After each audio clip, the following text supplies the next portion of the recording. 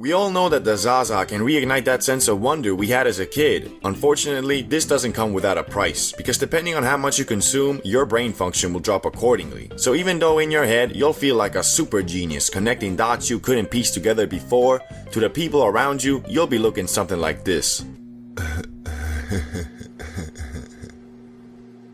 But for all the people who are relatively new to blazing, this list can help you avoid doing things so incredibly stupid that you'll look back at them, wondering if maybe you really are all the things that you were called in those Call of Duty lobbies back in the day. Anyway, let's get right into number 3. Ordering food and then forgetting about it. So you hit a smack dabbly do and you're suddenly hit with the munchies. Since you are feeling extra lazy today and want to reward yourself, you hop on your favorite food delivery app and get yourself 15 hot wings, 2 Big Macs, 2 large fries, a number 4, 2 number 9s, 1 with extra dip, and also a good old McFlurry. Now that you ordered your food, it's time to hop on the good old internet and start looking at random stuff. And oh, what is this? A conspiracy theory about Elon Musk? Better dig deeper, you say to yourself. Until you end up on some random subreddit with 15 members arguing if birds are robots created by the government to spy on their citizens. Yet at some point, you get tired and fall asleep. So the next day, you wake up, drink your coffee, and go outside to watch the beautiful sunrise. But oh, what is this? You are greeted by 3 smelly wet bags of food from yesterday's rain, and you think to yourself, oh boy, free breakfast. Nah, but for real, this happened to me once, and it was one of those moments where you think, man, really gotta lay off that saw. Number 2. Yeah bro, we're gonna go, let's just do one more hit. The good old one more hit. For some reason, every time you want to go outside to do something, either alone or with friends, there's always the internal conflict of, are you high enough? And to be honest, most of the time you are. But man, I'd rather be tripping balls, feeling like a special needs space cadet, than have that, man, I should've smoked more feeling. The problem with that is, a lot of times, that last hit hits you with that Muhammad Ali right hook, meaning your high hopes of a productive stoner adventure turn into another night of being immobilized on the couch with an industrial grade barrel of Ben & Jerry's ice cream on your night table. Bro, let's go, it's getting late. Yeah, don't worry about it, let's hit the grab one more time though. Okay, sure.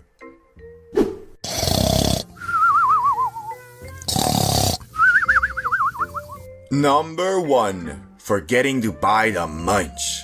Now, some of you might be saying something like, no, it's not stupid, it's the correct thing to do, cause eating so much sugar and fatty foods is like really unhealthy for you. And I will agree with you to the extent if you're a daily smoker, then yes, stuffing your face like Nicocado avocado every day is not the way to go. But if you're like me, who only blazes a couple times a week, but those times you get absolutely obliterated, then it is stupid. Cause that's just torturing yourself. It's like buying a supercar without an engine, going to an amusement park below the height requirement, moving to Dubai with the financial stability of a college graduate. It doesn't make sense. Plus, to be honest, if your body works normally, after stuffing yourself to the brim the night before, you won't even want to eat anything for the next 12 to 18 hours. Knowing all these things, why do I still not buy that goddamn mega pack of Doritos? Knowing damn well it ain't gonna change a thing. The munchies will have me going to the gas station at 2 a.m. on a Wednesday like, sir, will there be anything else?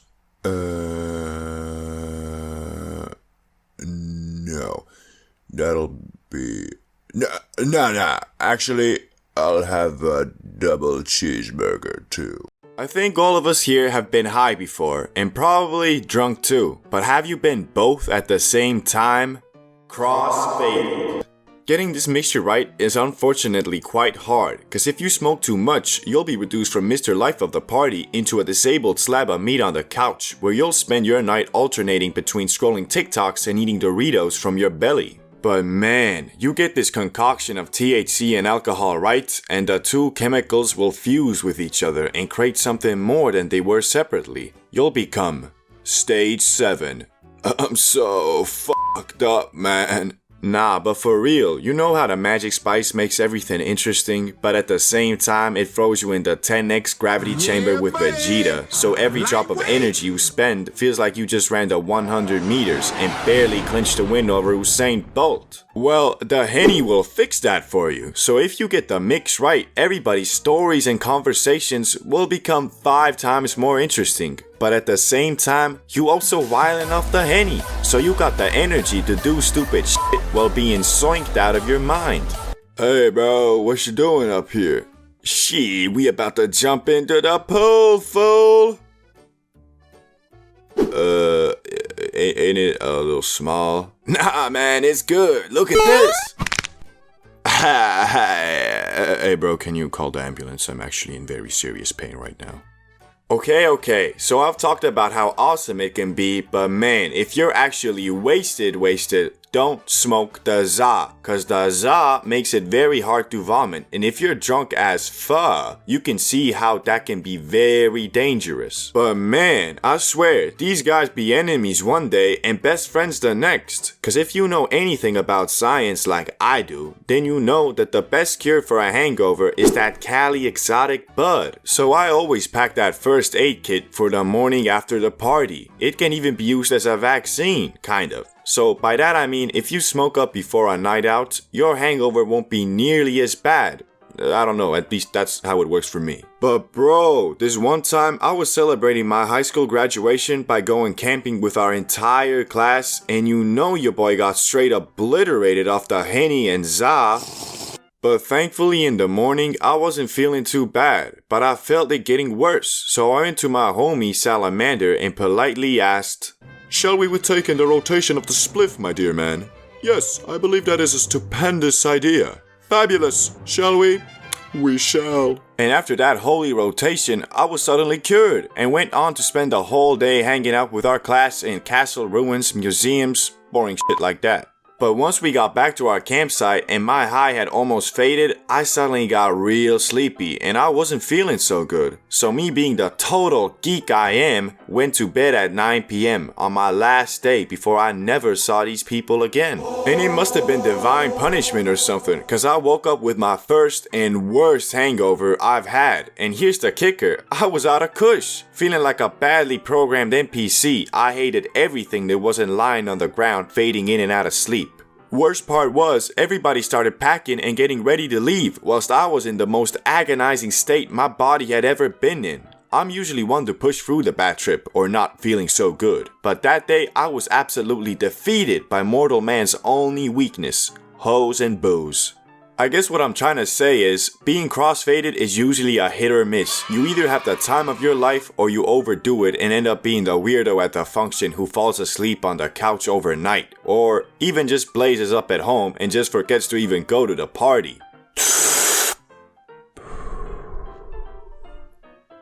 Wait, why am I even going to this party? Greening out or getting too high is the worst thing that can happen when inhaling that freshly cut grass. If you have a sudden emergency or miscalculate the size of the portion, things can turn south real quick. One moment you're chilling in your room having the time of your life playing Minecraft or some shit. Next thing you know, the green forcefully teleports your brain into a realm filled with the demons of your nightmares. And once the grass pushes you over that border, it ain't no easy task to get back to Yodi land. But not to worry, for D who masters the greenout masters the universe.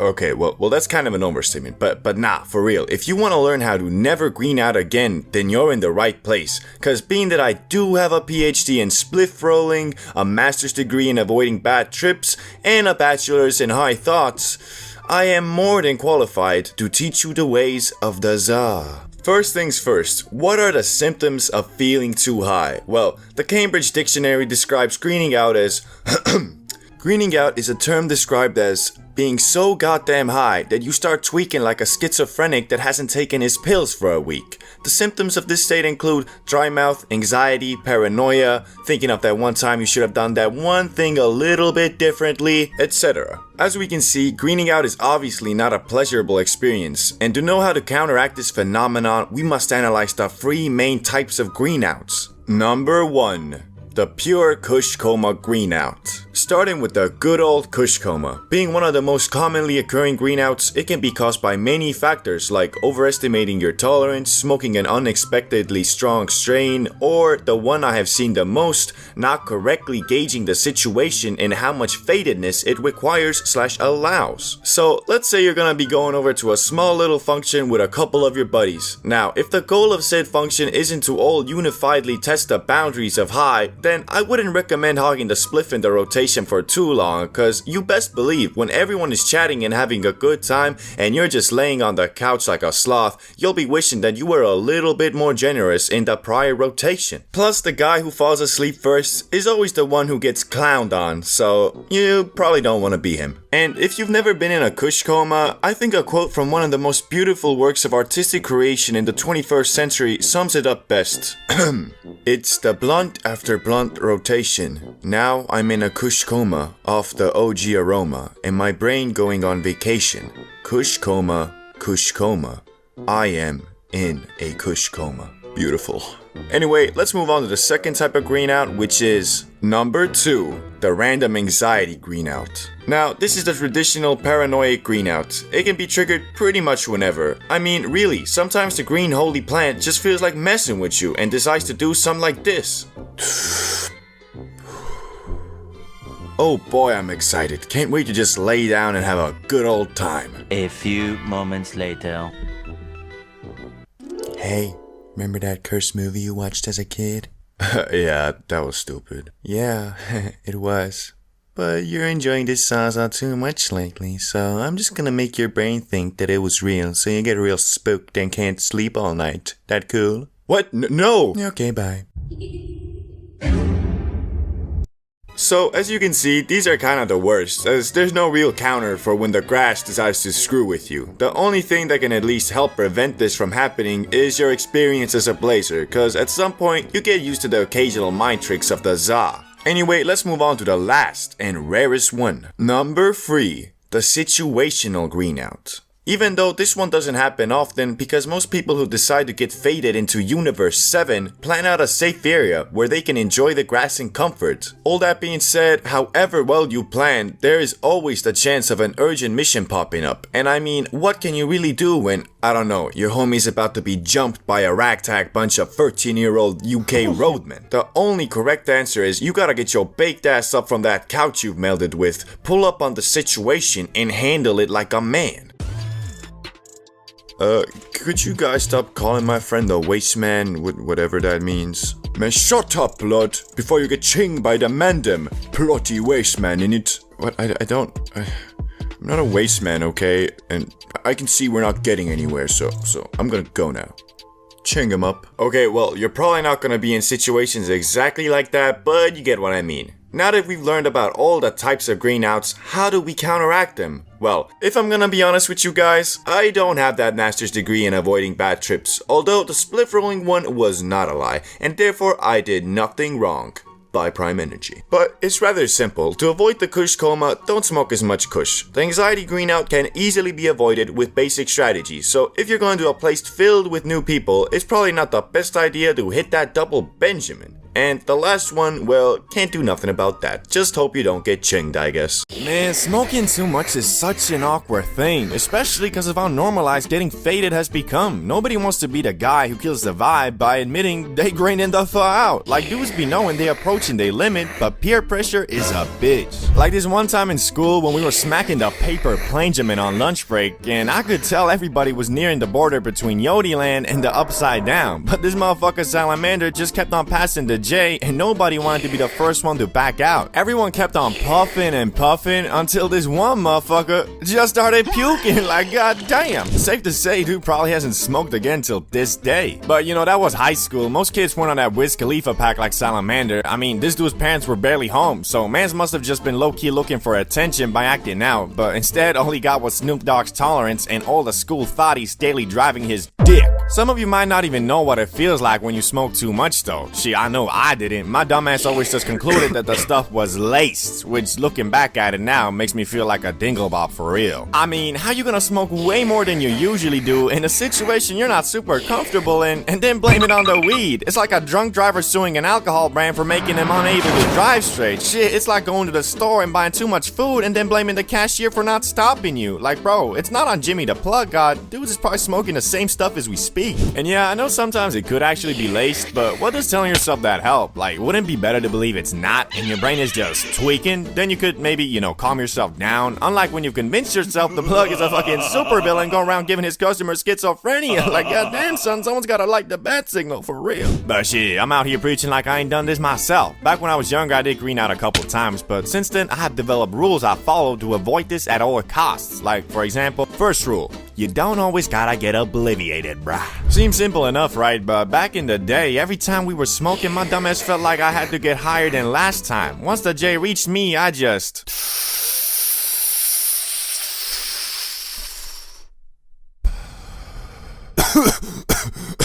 Thanks, bro. You guys got another one? Bro. No. This is just some basic etiquette too, like everybody wanna get faded equally, but one thing with smokers is they're usually always chill and peaceful, so when you start hogging a spliff, rarely is somebody gonna forcefully take that shit from you. Just next time when you pull up, they'll bag your ass, pistol whip you, throw you in the trunk, and bury you alive next to Mr. Beast. That video would probably have to be on Rumble though. But point is, you don't always gotta be the highest in the room. Second rule, accept your limits. This is low-key the most important and the most difficult, but you might be thinking something like, don't you mean know your limits? No, I don't, bro. Cause I bet most y'all know them, just when you be watching Fulcrum smacking the pendulum like that bitch be only containing O2, you get a false understanding on how much mofos be actually smoking. Cause you can always do more, but what you can't do is forcefully remove the THC from your system and get less high. So don't be a victim of peer pressure just cause you wanna be cool, fool. But these rules don't mean shit if you don't factor in where you are and what you're doing. Which leads me to the day that made me come up with these rules. The time in my young life when I smoked so much in the wrong place, I was goddamn obliviated. Shit, I smoked so much I had less dialogue options than an Oblivion NPC. The first time I got high outside the comfort of me or a friend's crib. It was the usual business. We were chilling with the gremlins, me, Salamander, and Ricky, smoking up, talking about how we don't fall with school and how we finna make it out the hood. You know, the usual Gen Z shit. When Salamander, being the thotty magnet he was, got a text from one of his female companions inviting to what this motherfucker claimed to be a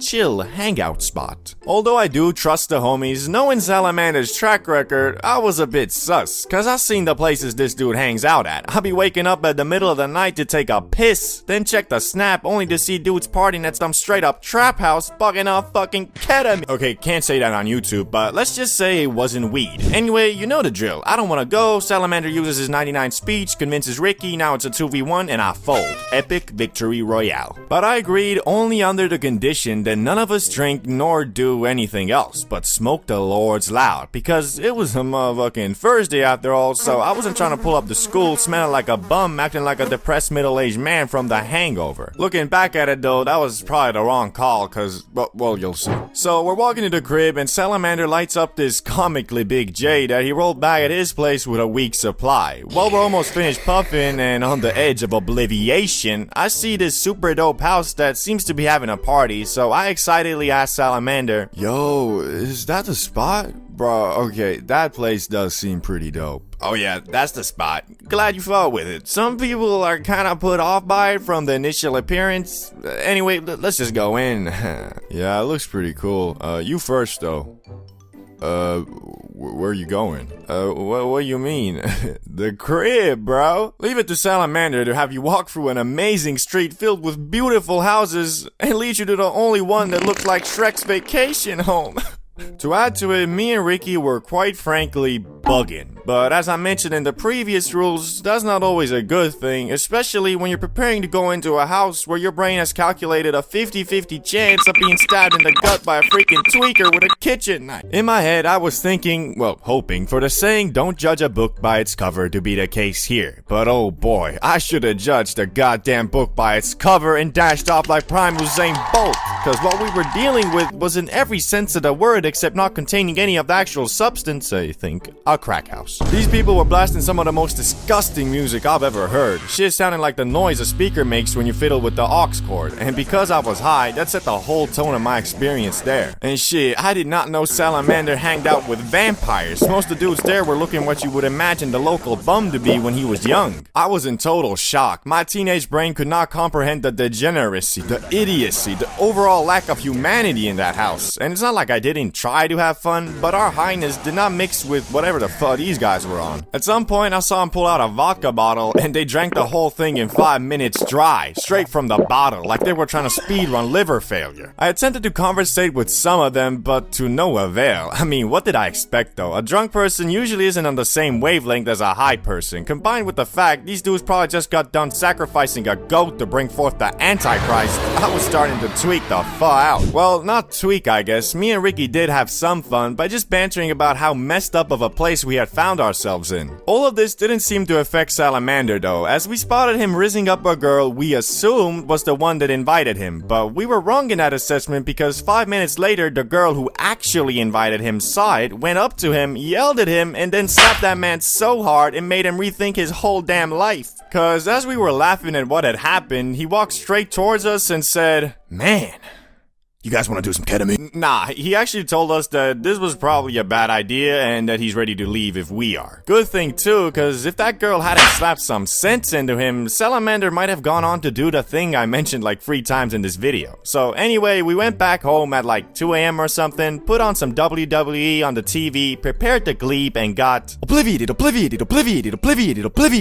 Doesn't go much further than that. Types of people you should never blaze with. If you've ever smoked with friends, you know being high with others can be a great time, and in a lot of ways much more fun than being high alone. But it can also be awful and cause anxiety if you're with the wrong group. So today we're gonna go over types of people you should never smoke up with, starting with the oversmoker. The oversmoker is someone who wants to hit that Benjamin way too much. Now don't get me wrong, I got nothing against a good old limit breaker sesh, but if you're the oversmoker, you never actually doing that. Cause your tolerance is so high, even if you grab a beehive-sized chunk of wax and dab the whole thing, you still stand there like, phew, I think I feel something. Another reason I really don't like blazing with these dudes is cause you can't ever really dive into a topic and enjoy the high, cause every 10 minutes you hear that, "Hey, let's do another hit." Like, what you mean, dog? We just did 3 hits in 30 minutes. I'm halfway fused with the couch, and your homie is in the corner explaining how the government controls us with tap water. We don't need another hit, bro. One positive this guy has, I guess, though, is he is always equipped with a ridiculous amount of za. Dudes must get his shit from the same guy Gordon Ramsay was hitting up, cause it's always some damn exotic. Even so, their vibe ain't really one I fuck with, so if you're this guy, I'ma respectfully advise you to maybe consider taking a tea break or some, cause their diff is a point where it's too much. Unlike the next guy, who doesn't even need any side to be annoying, and he is Mr. Paranoid. I think we've all gotten paranoid from the grass before, and that ain't nothing to be ashamed of, cause sometimes there really ain't nothing you can do. But the occasional paranoid episode ain't what this guy has. This dude, even before taking a rip, is talking about some,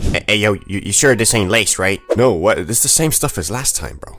Okay, that's good. Can you check if there's any cops around? Bro, there's no cops. We're in the fucking woods. Yeah, okay, but wait, before we smoke, let me check if this place is haunted. Man, what is this guy on? Like, bro, what do you mean haunted? This ain't Conjuring, bro. Why you always trying to set a negative vibe for everyone? But however much you assure my mans that no, it's okay, we're not about to be swatted on some Twitch streamer shit, his mind just can't seem to get over it. And worst part is, dude never tries to deal with his paranoid problems on his own. You can all be having a fun time talking about some GTA 6 leaks or something, and he'll just ruin it all with, "Hey yo guys, you hear that?" "Hear what?" "Bro, I swear, I just heard someone walking outside." "So?" It's a neighborhood. That's what people do." "Yeah, but the window's open. He could have saw us all high." "Yeah, but it ain't like you're gonna call the cops." "Cops?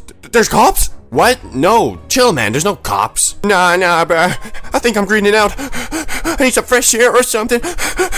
Bro just decides, yup, I'm greening out now. Like, no, your personality is just very insecure, and you should probably get that figured out before you take another smack dabbly do off that Benjamin. Anyway, this guy ain't no fun to blaze with, cause he's very prone to ruining the vibe, so avoid at all costs. But this next guy is more of a personal preference, so you might disagree with me, but for a guy I don't like getting high with is the grass NPC. I think we've all met one of these, whether you knew it at the time or not. This is the type of dude who lives, breathes, and of course, smokes grass. I mean, really, dudes physically can't talk about anything else for for more than a minute, cause he has no goals or aspirations that stretch further than I wanna get suited AF. Which wanting to get suited ain't nothing bad. I mean, most of us here probably love bacon, but come on bro, at some point you gotta think about your life, your future, or I don't know, just something else than grass. Why I personally don't like hanging with a dude like this is cause his stories always are so centered around how high he was. I mean bro, I get it, you went to school high. Like at some point after hearing about the 78th time of dudes being high in class, you start to notice that man's actually has nothing interesting to say except, yeah,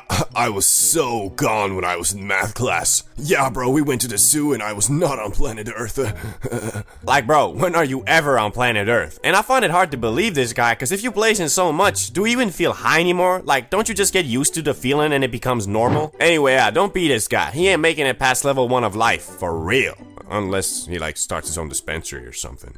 Then it could work out very nicely, actually. But the next type of dude on the list is the guy that wants to be taken way too serious. I don't know if you guys ever talked to someone like this, but I have a couple times, and it's annoying AF. You know how when you blaze, you tend to go on rants and halfway lose your train of thought and then just end up saying, ah shit, I don't know what I'm talking about. And everyone laughs and moves on? Well, this dude is incapable of doing that. Instead, he holds the conversation hostage with his ramblings about inflation, Biden, Oprah, and James Cameron. And if you start trying to move on and talk about something else, dude sits there not listening and then 3 minutes later hits everyone with the Okay, so basically what I was trying to explain earlier was, like bro, we already moved on and we're all freaking baked. No one even remembers their last sentence. How you gonna start expanding on your thoughts from ages ago like the MCU or something? Worst part is, however much you try to politely show him to stop ranting, he never gets the signs and just keeps doing it. Best thing you can do is just not invite him to the sesh, and you don't have to feel like a dick about it either, cause I'm 100% sure he understands the signs, but just ignores them cause he thinks his thoughts are more important than whatever the group wants to talk about. But the next dude on the list has a bit of a different problem, and he is Mr. I'm bored, I wanna do something. oh snap, the guy who is somehow always bored and wants to do something. Now don't get me wrong, I love high adventures and I'm always down to go on one, but only if there's actually something cool in mind. Yeah, this is something this dude and me don't have in common, cause this mofo just spams the sentence,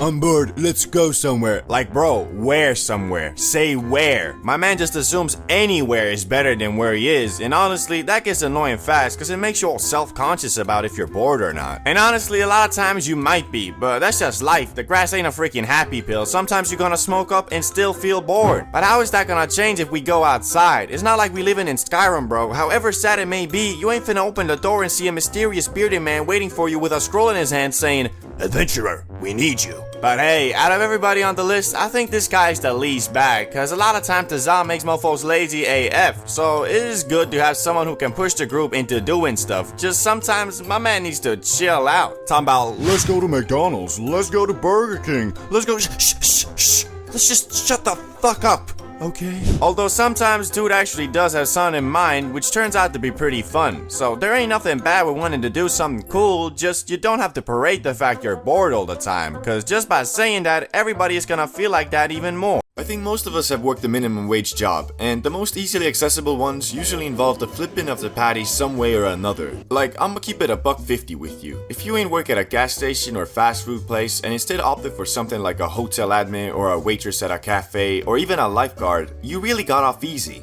Cause as a youngster, your parents usually make you work at least once to teach you about hard work and dedication. But if you were out here bathing under the sun and only occasionally waved your finger like, you can't do that cause I might actually have to work then with all due respect, you probably ain't been through the struggles most of us went through. I worked at a gas station for a couple months and that was my first work experience. But to be honest, the gas station and fast food place are pretty much the same, cause besides from the gas, it's really a fast food place for when all the good food spots are closed and now you have to settle for the 24/7 microwave gas station grub. But I ain't even gonna cap, I love making food, especially if I don't have to wash the dishes later, and that was the case in the good old gas station. Well, what am I complaining about then? Well, you see, the problem with all minimum wage jobs usually boil down to a misunderstanding between the manager or a person that's been working there for a long time and the guy who's there because his parents made him go or he couldn't find any other job. That's me. Because you see, in this world, some people actually believe that being a manager at some gas station makes you a successful individual with a firm hand whose commands must be obeyed. Or in my case, this bitch wasn't even the manager. In fact, she was working the same damn position I was. That being, do everything you're told and I'll pay you $10 an hour. Which really should be the title for every minimum wage job if you ask me. Anyway, although we were working the same position, she had been there for years. So, you know, she was teaching me the ways of the fine art of cleaning toilets, scrubbing floors, flipping burgers, and above all else, kissing every customer's ass. Which is fine. I knew what I signed up for and I took it like a man. Until I got to the end of my graveyard shift, and you know, I ain't even gonna front. I was being pretty lazy, or another way to say it, I was putting in minimum effort. But I mean, that's why it's called a minimum wage job, cause all you have to do is exert minimal effort, right? But this scallywag thought otherwise. There was 5 minutes left on my shift and she pulls up on me and asks me to stock the fridge. And in my head I'm thinking, why not? But I'll probably have to leave it half done anyway, cause my shift is almost over, baby. But then she hits me with the most stupid, hilarious, and kind of sad sentence I've heard in a long time. Once you stock the fridge, I might let you go home. Like, what do you mean might? I don't know if you've checked our name badges, but yours is titled the same as mine, that being slave for $10 an hour. Like, don't get me wrong, I ain't trying to shame anyone who's worked or working minimum wage. It's a struggle out here and everybody needs dough, and minimum wage jobs are really the only option if you don't have a degree or special skills. But this lady, well, I say lady, but she was my age. In fact, we went to the same middle school. Was bucking off some straight exotic for mouthing those words into existence. Like, I don't know what she expected me to respond, like, "Ah, yes, thank you for your kindness. I will see to it that it is done, your madam." But I just said, I don't know what you mean by that, but my shift is ending in 5 minutes, and I'm going to be leaving in 5 minutes. And to that, she didn't respond anything, cause deep in her heart, she must have known what she said was dumb AF. Now, what we can take from this experience is some people can't accept reality, and instead try to project a false one in their mind. For her, she had been working at that gas station for a while, and was probably starting to feel like kind of a loser, but instead of saying to herself, okay, I'm not doing so good right now, but I sure as hell ain't gonna stay like this. I'ma work on myself every day until I get where I wanna be. She took the easy way out and told herself, man, life hates me. So unfair. All I can do is take out my bitterness towards it in my work by being a total douche to everybody and acting like I own the place. No, wait, practically? I do own the place. Yeah, I'm the big dog around here. So yeah, don't be that guy, for the good of others and also yourself, cause if you let yourself fall to that place, you're gonna be that grumpy adult, talking about how life has always been against you and how everything is so unfair towards you. And I don't think any of you wanna be that. But that was just one of the gas station sweats I encountered, and she was a mere disciple. One with talent, yes, but it would be long until she could control her hatred. You see, there was another, one with much more control over her anger, but still working the same position. Yet, alas, she hadn't been working there for a mere 2 years. No. 30 was the time of service for her. And she wasn't actually that mean, she just took her job way too serious. But I mean, I can't blame her because everybody needs purpose in this life, and if your calling is to clean toilets and make hot dogs, then, well, gosh darn, you gotta follow it. The only problem was, this woman was pushing this job onto me like I wanted to be there. Talking about if you wanna make it here, you gotta do this and that. Like, no, I don't wanna make it here, I wanna make it out of here. Got me thinking of how different people see the world, cause someone like myself could be watching 8 Mile and seeing the scenes where Eminem is working minimum wage and think, man, I know he gonna make it out of there. He Eminem, the king of rap. This is just temporary. But she was probably watching it and thinking, oh my god, how lucky he is to be there. If he keeps this up for a year or so, he'll get a promotion and make an extra $1 an hour. God damn. So yeah, it's all about perspective and the type of person you are, but I think the saying, shoot for the moon, cause even if you don't get there, you'll land among the stars, can really help a lot of people, especially if you are young. You should follow your dreams, however crazy they might seem, cause I promise you, it's quite hard to fail if you never give up. Also, working minimum wage is fine, and if you wanna take a job like that super serious, that's cool. Just don't force that same attitude onto other people, cause most dudes don't see a place like that as the end, but as a way to progress to the actual place they want to be. Sometimes you do stuff that you shouldn't do, or at least you thought you shouldn't do, like mixing a mega pack of magic mushrooms with a ton of ultra fine Amsterdam Zaza. But I'll be damned if I was gonna give up on my one chance of pushing the limits of wonder and end up being some grumpy old man talking about what could have been. When I was your age. Shut up, Grandpa. When you was my age, you was a scarf knitting, romance watching, Toyota Prius driving, zero host getting pussy. Now shut up and give me my $20 birthday money, you fool. Anyway, so it begins with me and my brother in Amsterdam, yet again. It's our last day there and we're looking to end this trip off with a bang. We stumbled into one of those magic stores that sold all of these crazy substances, literally shelves stocked with little vials of liquid that had specific effects comparable to every drug you can think of. But we had our eyes set on something a little more natural. A little more psychedelic. A mega pack of Space Hawaiians. We grabbed those shrooms and brought them up to the counter, feeling like some kids at a toy store buying their first Beyblades. So, how much should we take? All of it. What's the trip like? Cool. Anything else we should know? Don't be a pussy, I guess. Can we mix this with the Zaza? No, do not mix it with the Zaza. Okay. Jeez, can't be that bad. Okay. Well, if you want to end up like that guy, be my guest. But no, you were warned. So anyway, we got the shrooms and left the store. But after what that guy said, I was low-key scared of these things. And on our way to the hotel, I started Googling like a machine. Reading every forum post about mixing shrooms and weed. And well, I'd say about 80% said not to do it. But man, the other 20% were hyping it up like crazy. Saying that it was the coolest experience they've ever had. And how you become one with the universe or some shit. We got to the hotel and instantly downed those Space Hawaiians. And started waiting for it to kick. Hey, is it hitting it? Nah, not yet. You feel anything? Nah, still nothing. Then bang! Bruh, I'm feeling it. Yeah, boy. We started doing the usual mushroom things, like looking at stuff, thinking about stuff, talking about stuff. But after a while, we got the genius idea to go to the red light district. If you don't know what that is, well, it's pretty much a street full of sex workers lined up trying to get you to come pay for that sloppy toppy 5,000. We went outside and brought our massive joint with us and started walking to where the hoe's at, literally, and start puffing that hash. Mind that we are already completely shroomed up, so I'm a little worried about what this gonna do to us. It's either gonna be cool as fuck or not so cool. So by the time we arrived at our destination, we had smoked that spliff to non-existence, and man, I was high. I was so high that I thought I was in a fucking cartoon. Like actually, the world didn't look how it usually looked. I felt like me and my brother were pretty much aliens walking among these local people trying to fit in. The building seemed tilted and people's faces were blurry to me. But thankfully that didn't freak me out because I was just so amazed of how goddamn soinked I was.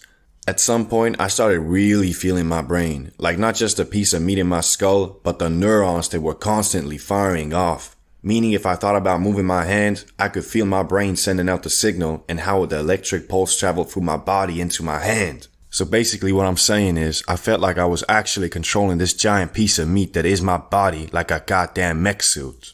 Anyway, what made this whole experience so trippy was the things we saw. The sex workers in the district were sitting or standing right behind these big windows and always had a red light to signal that they're here for business. But they seemed more like dolls than humans. They all looked the same. Giant fake lips, face painted with tons of makeup, and these skimpy ass dresses. Not gonna lie bro, it was low key freaking us out. Cause every time you walked past one of them, they looked at you, staring with those doll eyes, waiting for you to come closer so they can suck out your soul. Nah, they don't actually do that, but you know, that's the type of stuff you might believe if you mix cannabis with shrooms. We ended up walking around for like 1.5 hours until we got tired and went back to the hotel. But bro, those 1.5 hours, I swear, I was not on planet Earth. That mixture must have teleported me to the amazing world of Gumball universe or some shit, cause no way the things I felt and saw were of this world. But overall, we didn't freak out or have a bad trip or anything, so I'd rate this trip a 10 out of 10.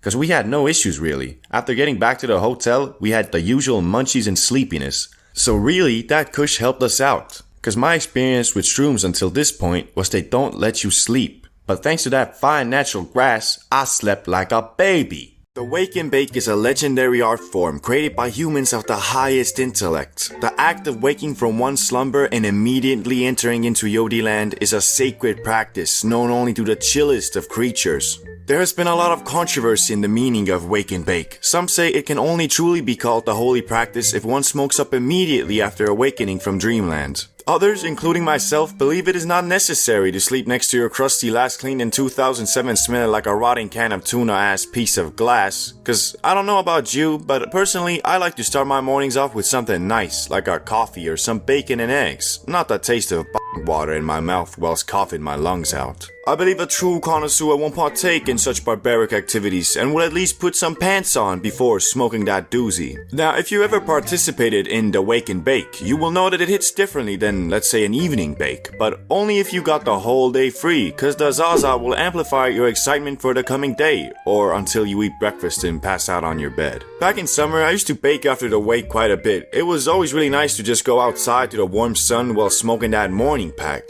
And bro, don't get me started on those breakfast munchies. I'm usually the guy to only drink coffee or something for breakfast, but that early morning grass gets me on that Nico Cotto avocado pack, I swear. Bro, how much are you going to eat?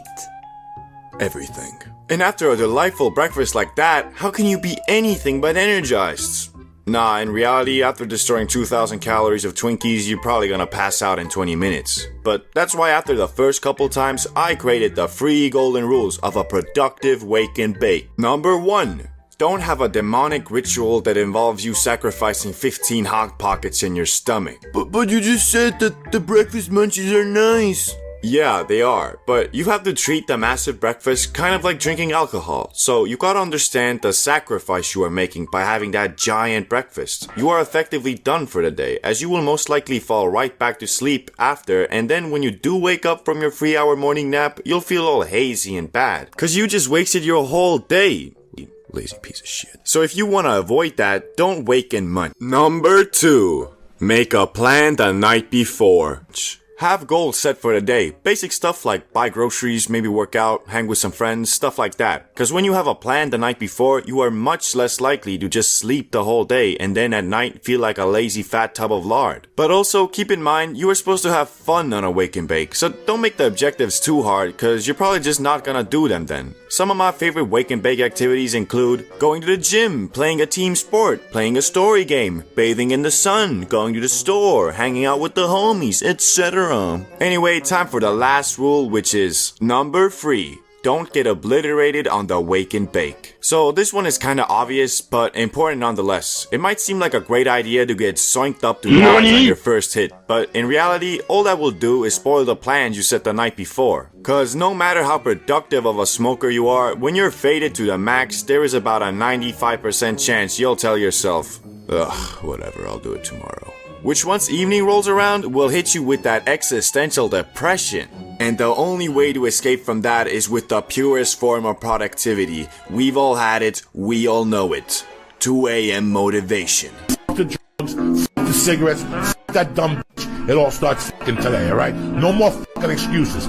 That's the fucking, this is the year of the fucking soldier. And I mean, even though who doesn't love a bit of midnight motivation, it won't get you anywhere in the long term, and really is usually just a sign of doing nothing useful during the day. But hey, if you follow these 3 golden rules, I'm sure your future wake and bakes will be much more productive and fun. At least I hope so. Do you smoke? A question that has been asked frequently ever since the early 1900s, but unlike the early 1900s where that question was mostly targeted towards cigarettes, these days, depending on your age and location of course, it probably means, do you enjoy sparking up a doozy at 8 p.m. to either watch Family Guy or ponder the meaning of life? No in between. Which, although smoking anything is harmful for us, I do believe we are moving in the right direction, aka the direction of less addictive cancerous chemicals. But don't get me wrong, Zaza is not good nor never will be good for your physical health. Although one can make the argument for mental health, only problem being 90% of that stems from, I feel like it helps, or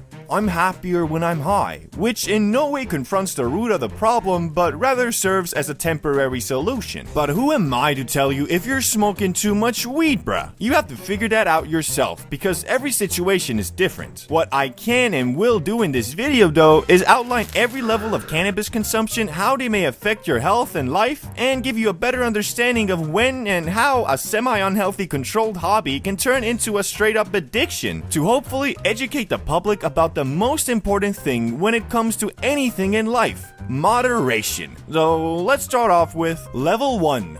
A casual. The casual is someone who smokes up only on occasions and almost exclusively with friends or family. At this level, you might be sparking up once or twice a month when a homie invites you over to hang out. And the reality is, you don't even really care about the weed part so much as the hangout part. You understand that smoking isn't good for you, but you also know the person you chill with likes to do so. And who are you to tell your friend how he or she should live his life? This is truly a wonderful level to be at, as being high is always eventful and joyful. Unless, you green out. It is until the next level, which is level 2, the weekend smoker. The weekend smoker is someone who has evolved from only getting high for the sake of being on the same wavelength as the homie to someone who has grown to enjoy the effects of marijuana even alone. But don't get me wrong, you are still aware that smoking is not healthy, but you also know eating Ruffles is not healthy, doom scrolling is not healthy, yet you still do them from time to time. Getting high has become something you look forward to, but since you're not smoking up every night, it's usually always accompanied with some activity you have in mind, aka I can't wait for Friday so I can smoke up and play Minecraft. I'm excited for Saturday so I can smoke up and watch Dragon Ball Super. Something like that. At this level, you're also definitely not smoking up frequently enough to start worrying about the financial implications buying weed comes with. At most, you're getting an eighth once a week and rolling a couple J's, or maybe if your friend was generous, he'll give you his old bonk.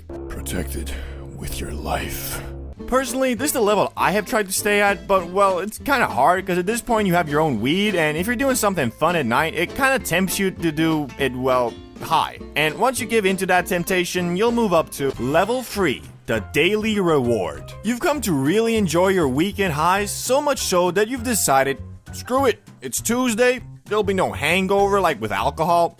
Yeah, I'ma smoke up. I would consider this level the last one where you can still say you are not addicted, just really enjoy hanging around while high. The only problem being, weed has become an integral part of your routine, which has removed some of the wonder that accompanied it in the previous levels. As before, being faded got you moving extremely irregular, but since irregular depends on your perspective of regular and you're pretty regularly high, your actions while under the influence, although still fun, don't make you feel that, oh shit. Where I'm going with this is that before the idea of doing your daytime activities while high seems scary, now they kind of seem like they might be a bit more fun instead. Also, you now know about strains, hybrid, indica, sativa. All these terms mean something to you. You might even have multiple strains at the crib, and depending on your nighttime mood and plan, you'll indulge in the one that suits you best. Whether you're looking to unwind after a long day or energize for a night out, there's a perfect strain to match every occasion. But don't get me wrong, you're still using the ZA as a sort of reward for a hard day's work to relax and chill, so you still have self-control, which, well, kind of starts fading on level 4. Gee, why not? Why not, you think? I ain't really got nothing much to do anyway, I'll just do a quick rip and make it more enjoyable. Getting high during the day can be a slippery slope, cause once you do, you'll realize that, wow, this is kind of fun. And so you might start dedicating your sativa stash to your daytime adventures, but there is a catch, a rather steep price you must pay when you reach this level. Because you are now high during the day, smoking up at night loses that reward factor it used to have. You're slowly getting to the point where the feeling of normality is being faded, and due to that, getting high at the end of your day is just standard procedure, not your special fun time, if you get what I'm saying. Another huge difference that comes at this level is of course your tolerance, which has gone way up along with your money spent on weed, and to counteract those, you have had to start buying in bulk, so instead of eighths, you now have ounces. But holding so much bud is a double-edged sword, as having over an ounce available at any given time also messes with your sense of how much you're actually smoking. Whereas one full bowl of bud taken from a grinded eighth visibly decreases the amount you have left, a full bowl taken from a grinded ounce seems like nothing, which all of these things compound, kinda like the stock market. You're taking bigger and bigger hits each day, which cigarettes, most people would start to realize that at this point, it's kinda hard to label your Zaza destruction as a controlled hobby when you're not just high during your night goblin time, but also your daytime, and start lowering your consumption. But if you are not most people and still believe that you are in control, you'll move on to level 5. Zaza Fiend. A cigarette smoker can smoke a pack a day, which is not so good for your lungs. A Zaza Fiend can smoke 5 to 10 J's a day, which is also not so good for your lungs. Whereas before, you could point to that cigarette smoker and say, "You smoke the same amount in a day that I do in a month. We are not the same." Now you point at him and he points right back, which kinda sucks, not gonna lie. Being high has completely lost its wonder. It's more a monthly subscription to live your life normally and be in an alright mood now. You'll start to notice you got a bit of a cough. You got some stuck at the back of your throat pretty often, and you also can't remember what you did 2 days ago and beyond. Oh no, I was high as balls. You say jokingly, holding back your tears, because the reality is you weren't high as balls. You smoked a lot of weed, yes, but you weren't all that high, just normal high. Although you can't really get physically addicted to weed, you absolutely can mentally. I can quit at any time, you might think, and you could maybe, but oh boy, it will not be easy. Wanna play a game? Gotta get high. Wanna watch a movie? Gotta get high. Need to go to the store? Might as well get high. Everything is done high. Your lungs have not gotten a break to cleanse themselves, and your brain has not gotten a break either. In fact, it has gotten so used to being high, it feels pretty shitty without it. We could talk about your tolerance, but well, you probably know where that's at. On that maxed out endgame plus level. Personally, I've only ever gotten this far once, back when I was in high school and it was summer break, because I learned pretty quick that, well, it's by far the worst level to be at. You're smoking an insane amount, sometimes even back-to-back bong rips, but the feeling you get from it is not even that fun. On top of that, you're spending an unholy amount of money on bud. I mean, it's gotten so bad, your monthly Zaza costs might literally exceed your grocery budget. Got you setting aside half your paycheck just so you can feel okay. Might be time for a tea break, don't you think? All these levels are supposed to just give you a reference to where you're at, and the reality is you'll probably be bouncing around them, not stick to one forever. I usually try to keep my consumption on level 2 or 3, but that doesn't mean I don't dabble with the 4th level from time to time when, like, I don't know, a new Monster Hunter game comes out and I want to fully immerse myself in its world by getting an ounce of Zaza, locking myself in my gaming dungeon and going into goblin mode for a week. Just whatever you do, don't ever get to the last level. There's literally nothing positive about that place. Key takeaway, moderation is your best friend. Imagine you ate a bunch of mushrooms, sat down and waited for them to kick, but as you were waiting, your homie gave you some acid. You sat there a bit longer, and just before everything started coming up, you smoked a massive bowl of some couch lock exotic za, and then boom, it all hits at once. That right there is how I describe DMT to someone who's never heard of it, because instead of gradually ramping up, DMT kicks down your mental door with a sledgehammer made of neon lights and screams. There is no build-up nor gentle come-up. 1 second you're in your room, the next you've launched through the fabric of reality like a screaming missile. You might meet entities that feel more real than your landlord, and they'll communicate in emotions, telepathy, or geometry. Then just as quickly, you're back on your couch like nothing happened, except you're sweaty, humbled, and questioning whether any of this, or anything ever,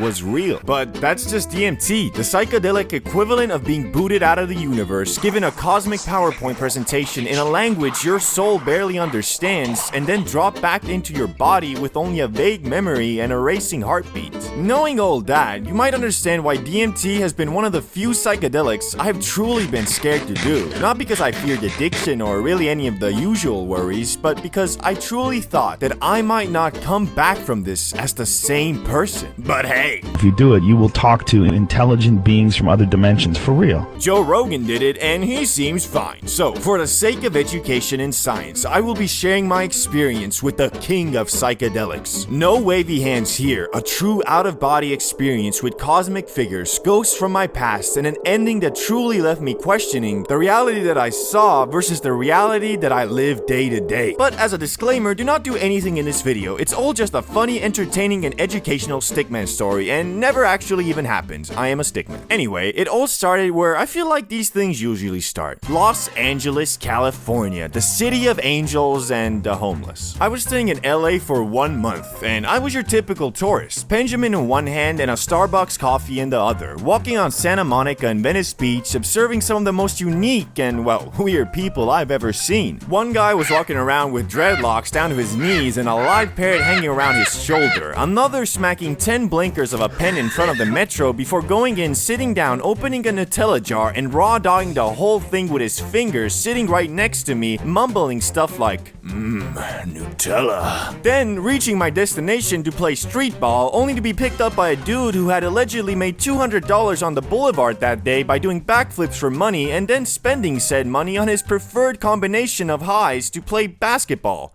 Shrooms and coke. Why I'm telling you all this is because I'm trying to get you on the vibes I was on for the month I stayed in LA. Normality became warped. Is this guy trying to rob me, or is he just tweaking off crack? Being in situations like that nearly every day really warped my fear detector parameters. Whereas the first week, seeing a bunch of fent fiends camped out in tents staring frightened me, on week 4 I just waved at them and smiled while ripping some Cali exotic frontal cortex destroying Zaza. But the thing with smoking anything regularly is that eventually your body is gonna feel it. Coughing, mucus, lower stamina, these are all things that can come from too much loud in your lungs, bruh. Through my days of journeying around LA, I had visited many dispensaries until I found one that I grew to call home. Weeks of buying za went by, and I had built a pretty solid relationship with the owner there. I showed him my videos, and he showed me some of the famous people he's met, like Snoop Dogg. Until one day, on my last week there, somehow the topic of DMT came up. He had done it before, I had not. I explained my adventures in Amsterdam, bugging off mushrooms and za, my heroic dose journey, etc., to which he replied,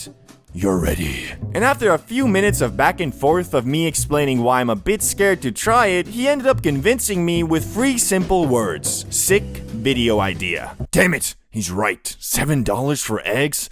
I need that ad revenue to survive. My quest had begun. A true legendary at CBD Bro adventure, because he told me that he does not have DMT himself, but a buddy of his owns a smart shop near Venice Beach, and if you go there and say John sent you, they'll hook you up. I had been given a real-life oblivion quest on some... You must travel to the faraway beaches of Venice, where there lives a powerful shaman. Once I find him, I must utter the code John sent me to progress the quest. So I got on the nearest bus to Venice and started journeying there. After about 1 hour, I was dropped off and had a 7-minute walk to the DMT plug. When I arrived there, the shop was nearly empty, with only 2 stoner-looking dudes hanging around, and the clerk didn't seem too happy by my presence. But I gathered my courage, walked up and said, "Hello, do you guys sell DMT?" John sent me? And as I uttered the words of the legendary John, his face went from, "Get the f*** out of here, you fed," to, "Oh, John sent you, of course we have DMT. What you looking for, a pen or the real natural stuff?" Shit. Well, give me the natural stuff, I guess. Good choice. Here you are, and you know what? It's on the house. Just come back tomorrow and let us know how it went. Free? On the house? Tears of joy dripped down my face as I hadn't heard those words ever since I arrived in the US. Now, I was locked in. I grabbed the herb and bust myself back to my $3K a month rundown studio apartment. An absolute banger of a deal if you ask me, and got myself prepared. I firstly watched a couple videos on the first time doing DMT, and found this very popular one where it was explained that you have to smoke it 3 times, but that after the first hit, you're not gonna wanna do anymore, yet you must push on if you want to get the true mystical experience. And since I knew I probably won't be doing this stuff ever again, I decided that I just had to go all out. I packed 1 bowl ready and set aside 2 similarly sized doses on the table to be added in after I finished the initial bowl, and well, I got down to business. I ripped my first hit, and right after exhaling, my room started shrinking. I swear the walls started closing in on me, and it's like everything got some top tier Minecraft shaders and a texture pack. I was way screwed up, but there was also a guiding voice, very similar to the video I had just watched. Whatever you do, don't stop. You have to keep going. You have to get that third hit. I'm not shitting you when I say I felt like my only way to salvation was to get to the third hit. I rushed to pack the second bowl, all while I still saw the walls closing in. It was like a time trial. Okay.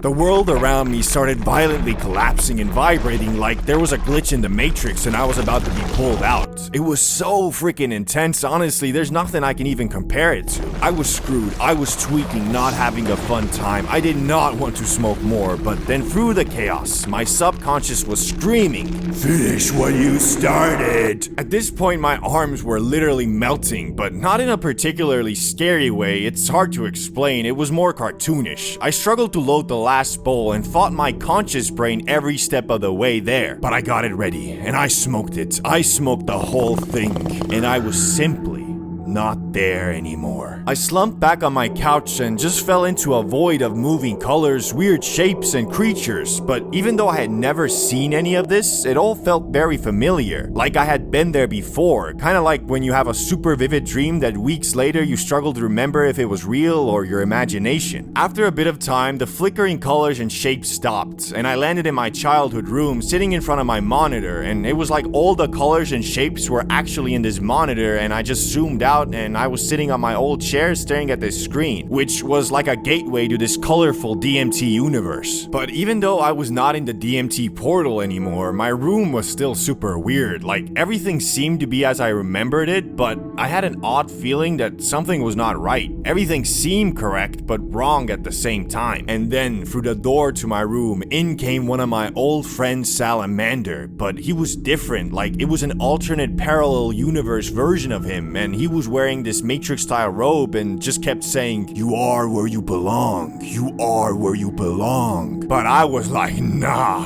this bad trip fake-ass Salamander, so I ran towards him and tried to give him the 1-2. But as I ran at him, he disappeared, and so did the room and everything behind me, and I fell through the doorway into this endless freefall of darkness that was surrounded by computer code detailing my whole freaking life. Events that I lived through, written out in some JavaScript language, like my whole existence was just a game with preset events programmed in. Eventually, I stopped free-falling and was just standing there, staring at all this code around me in existential dread, when a calming yet ominous voice echoed from a distance, "Now that you know, can you ever go back?" And snap! Just as I flew into this void via flashing colors and weirdly familiar shapes, it pulled me back the same. I opened my eyes and I was wide awake, clear-headed as I've ever been, staring around my room in shock.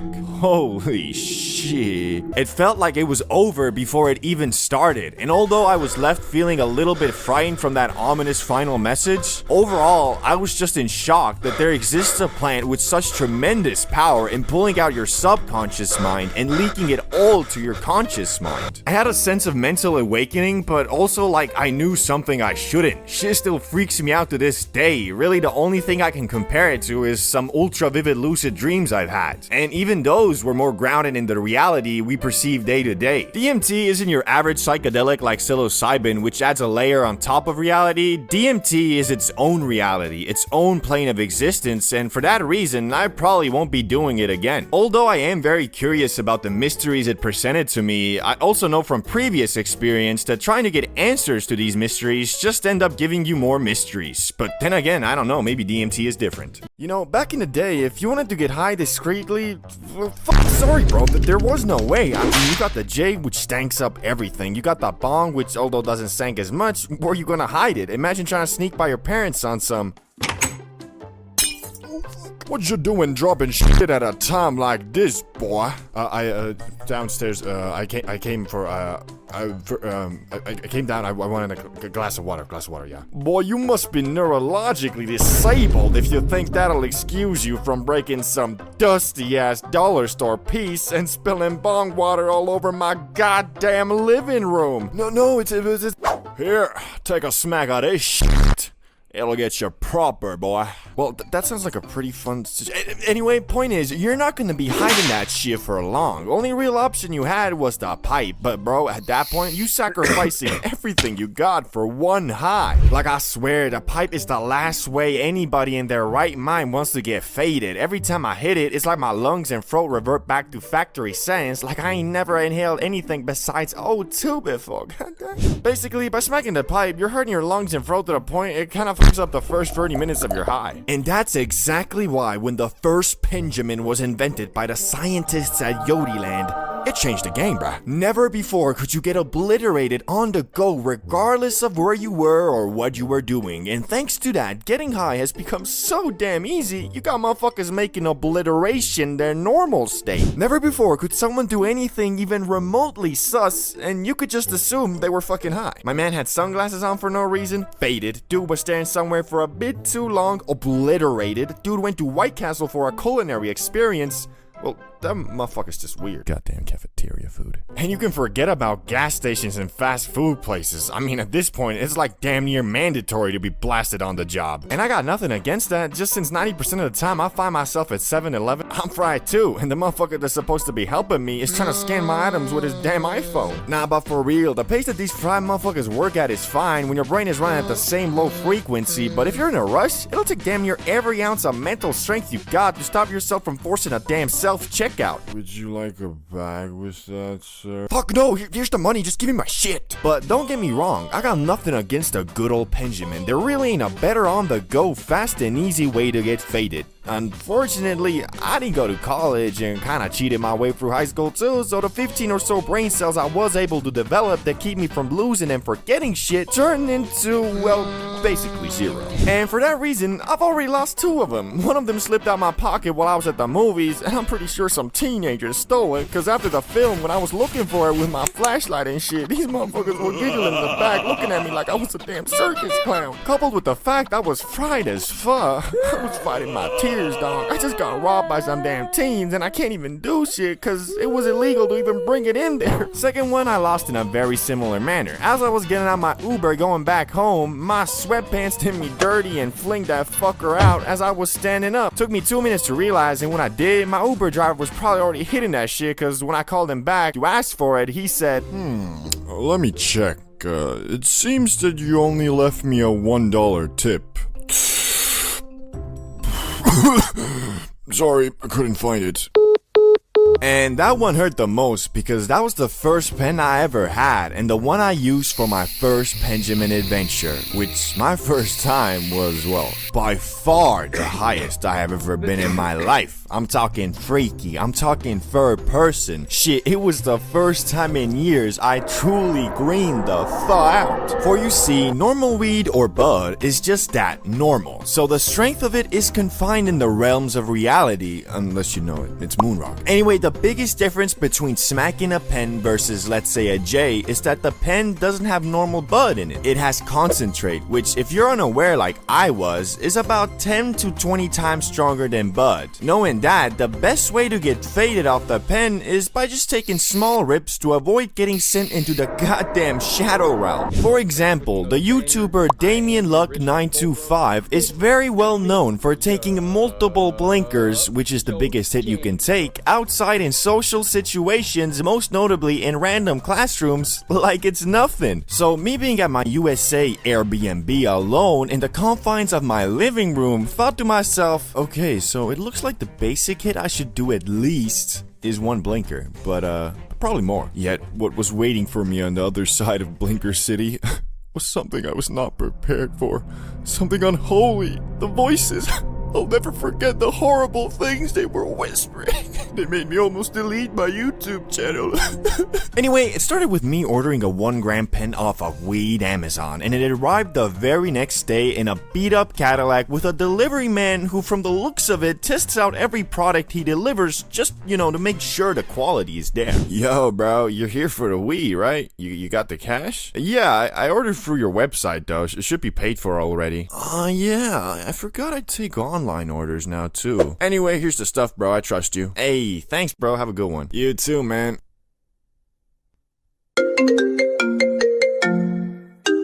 Hello Hello, Mr. Bro. We got a delivery for you from Weed Amazon that should be arriving in an hour or so. Will you be home then? Wait, didn't I just... I'm a gorilla in a fucking scoop.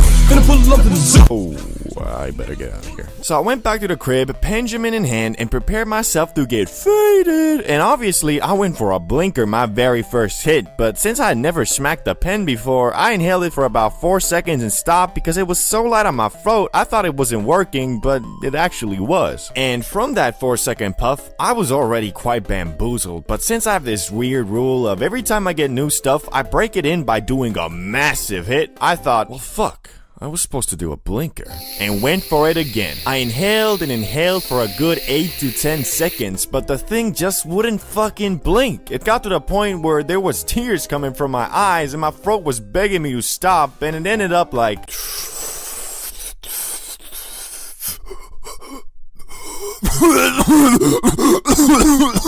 I had made a grave mistake. I was so fucking high, I felt my soul leave my body. I was so high, I forgot I was even high. But it was just the beginning, cause over the next 10 minutes, I just kept on getting more faded, and the demons in my head kept on getting louder and louder. But if you know me, I kinda refused to green out, so I just kept on doing random shit like reading the ingredients list off my bag of M&Ms, reading the comments on my videos. Change that dark blue, do things has changed career. Imagine her being another YouTuber. Kill yourself. Was not doing good. I was keeping a strong facade, but inside there was a war going on. I was feeling like Naruto with the 9 tails, only instead of an all-powerful destructive force talking to me, I was just really fucking high. Anyway, so yeah, I was grading out, which hadn't happened to me in years, and I concluded that because the voice of reason was completely being outspoken by the voice of tweaking. The good news is though, the hype from the Benjamin doesn't last too long, and in about 1 to 2 hours, I had started coming down, but at that point, I was already crawled up in my bed, scrolling endlessly on my phone, until I finally reached a state where I felt good enough to come out of emergency mode and order some food and ate myself into a food coma. So I learned, well, firstly, that motherfucker Fulcrum is actually insane, or his tolerance is just something else, bro, and that the Benjamin is best enjoyed in puffs of 3 to 5 seconds and not blinkers. The Plug, a holy being that will always be there for you, especially when you don't need him, and also occasionally when you do. And because I don't live in the fancy America, where all the big vloggers and TikTokers are, I still rely on the Plug for my Zaza.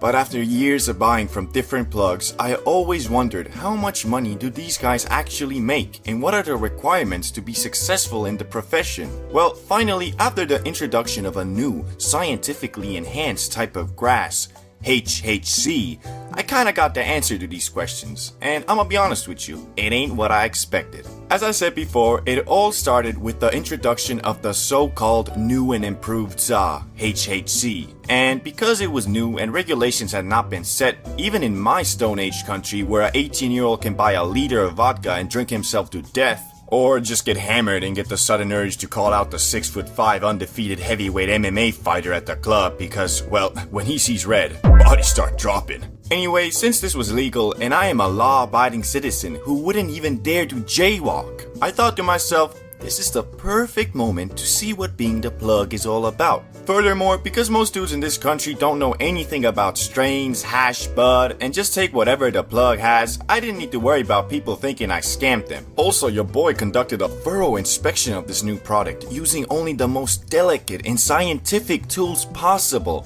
Oh, okay, I hit that shit through a Red Bull canning. It kicked pretty nicely, so I dubbed it Verified Lab. After securing half an ounce of the Verified Lab, which is 14 grams in European tongue, I went to work on finding customers. And obviously the best place to start is on Snapchat. So I took a picture of the Zaza with the caption, 15 bucks per gram, hit me up.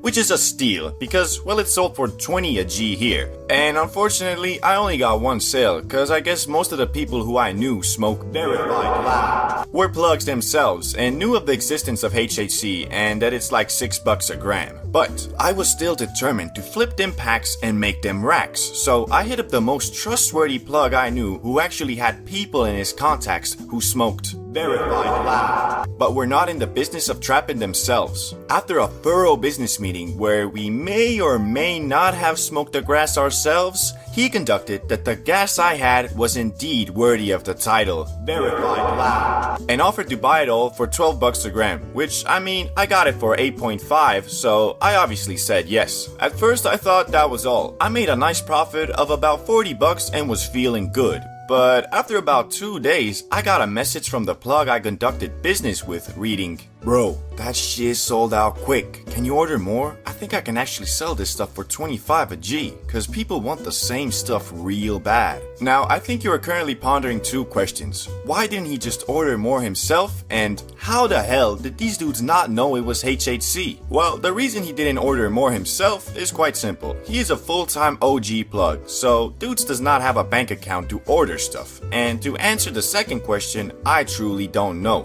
I couldn't really believe it myself, but I guess most stoners really don't give a fuck about news and staying up to date with it. In the words of the great plug himself, these dudes just wanna get as up as possible. They don't know nothing about no THC, HHC, CBD, BBC, NBA, MMA, nothing. Anyway, it all sounds great, right? Everybody loves the verified lab and are willing to pay premium for it. Plus, it's all technically legal and I don't even need to sell it myself. Well, it would have been, but there were two problems that made it a bit more sketch. You see, the issue with HHC is that it's a chemically produced product. All it actually is THC with a couple extra hydrogen molecules. And through thorough research, both practical and scientifical, I found out that HHC is very unstable in nature, meaning one patch of the same strain can truly be verified lab. But then the next patch made with the exact same ZA and same way could be some whack leftover Reggie. It's because it's very hard to control how well this hydrogen molecule binds to the THC, and not financially worth it to control the potency of each patch. So you could order that shit once and get some damn Moonrock, or like the first experience I had with HHC, get some damn oregano. And the second problem was the plug I was conducting business with didn't want that risk all to himself, so I would have to cover the upfront costs of the HHC and then give it to him where he would hopefully flip it for 25 bucks a G,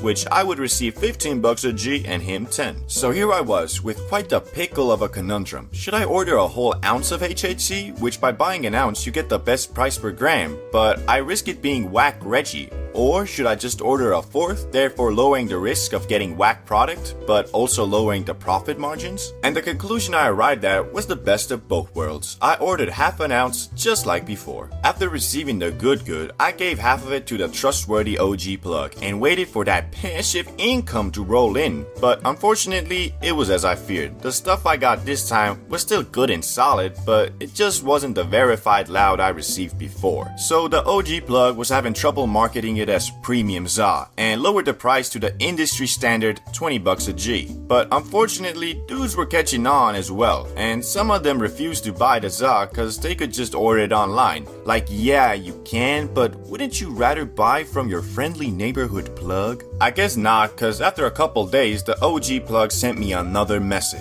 Yo, this stuff ain't moving like before, and people catching on about the origins. I have half of the stuff left. If you want, I'll buy it out for 10 bucks a G, or just return it to you. Which I hesitantly chose the first option, so I had him just buy it out. Yet there was still the issue of the 7 Gs or so I had left, which I initially planned on flipping, but was unfortunately unable to, cause mofos knew I got that shit for pennies compared to the asking price. So I did as all plugs would do and dubbed the leftover HHC as my personal stash, and just started blazing my own product, which was kinda stupid in hindsight because a couple weeks after, HHC was illegalized, as we all knew it would be, and became a rarity in the ZA industry. Which mofos started flipping that shit for 30 bucks a G, like goddamn, it ain't even that different from normal ZA. Anyway, by the end of it all, I made a bit under $100 in profit, or in another metric, about 10 Gs of ZA. which I smoked myself. So really the conclusion to my plugging experience was I got free grass, which was a bit underwhelming cause I was hoping to become the local Pablo Escobar, if you know what I mean. Moral of the story is don't get high off your own supply, or at least if you want to be a businessman. Oh, and also don't sell illegal things, cause well, this HHC was legal, so I could have technically flipped it on Facebook Marketplace or something. Ever wonder why some dudes can inhale that freshly cut grass an unholy amount of times with eyes so red you think dude is bleeding internally on some exorcist shit, but when asked, how you feeling bro? They'll respond with something like, or, honestly, could go for one more J. Well, the reason for a response like that is due to their crack smoker power, which, contrary to popular belief, isn't all about tolerance. Although that can be an important factor, it isn't everything. So Randy, who's 30 years old and has been on a tea break for 2 years now, but has been consistently inhaling that grass for the entirety of his adult life, will be much less likely to freak out over some stupid shit than, for example, Jimmy here, who's been getting high for 2 months straight every day and claims himself a God. The reason for that is, Jimmy, although his tolerance is almost maxed out, still can't handle the fade in a situation even remotely out of his comfort zone. All that being said, we all start off on level 1. Bro, I think it was laced. Level 1, the good old times where the za was still mysterious and scary. This is the level you're at if you've inhaled that magic spice only a couple times, and only so in the safest, securest, and good vibey situations possible. And honestly, while at this level, you couldn't even imagine doing anything besides eating Doritos and scrolling YouTube shorts whilst blasted, cause you just haven't gotten used to the feeling the green bestows upon you. That being the increase in significance of every thought and action, and because you don't know how to control it, your experiences with weed are mostly in your own head. So when you high, you can't focus on shit.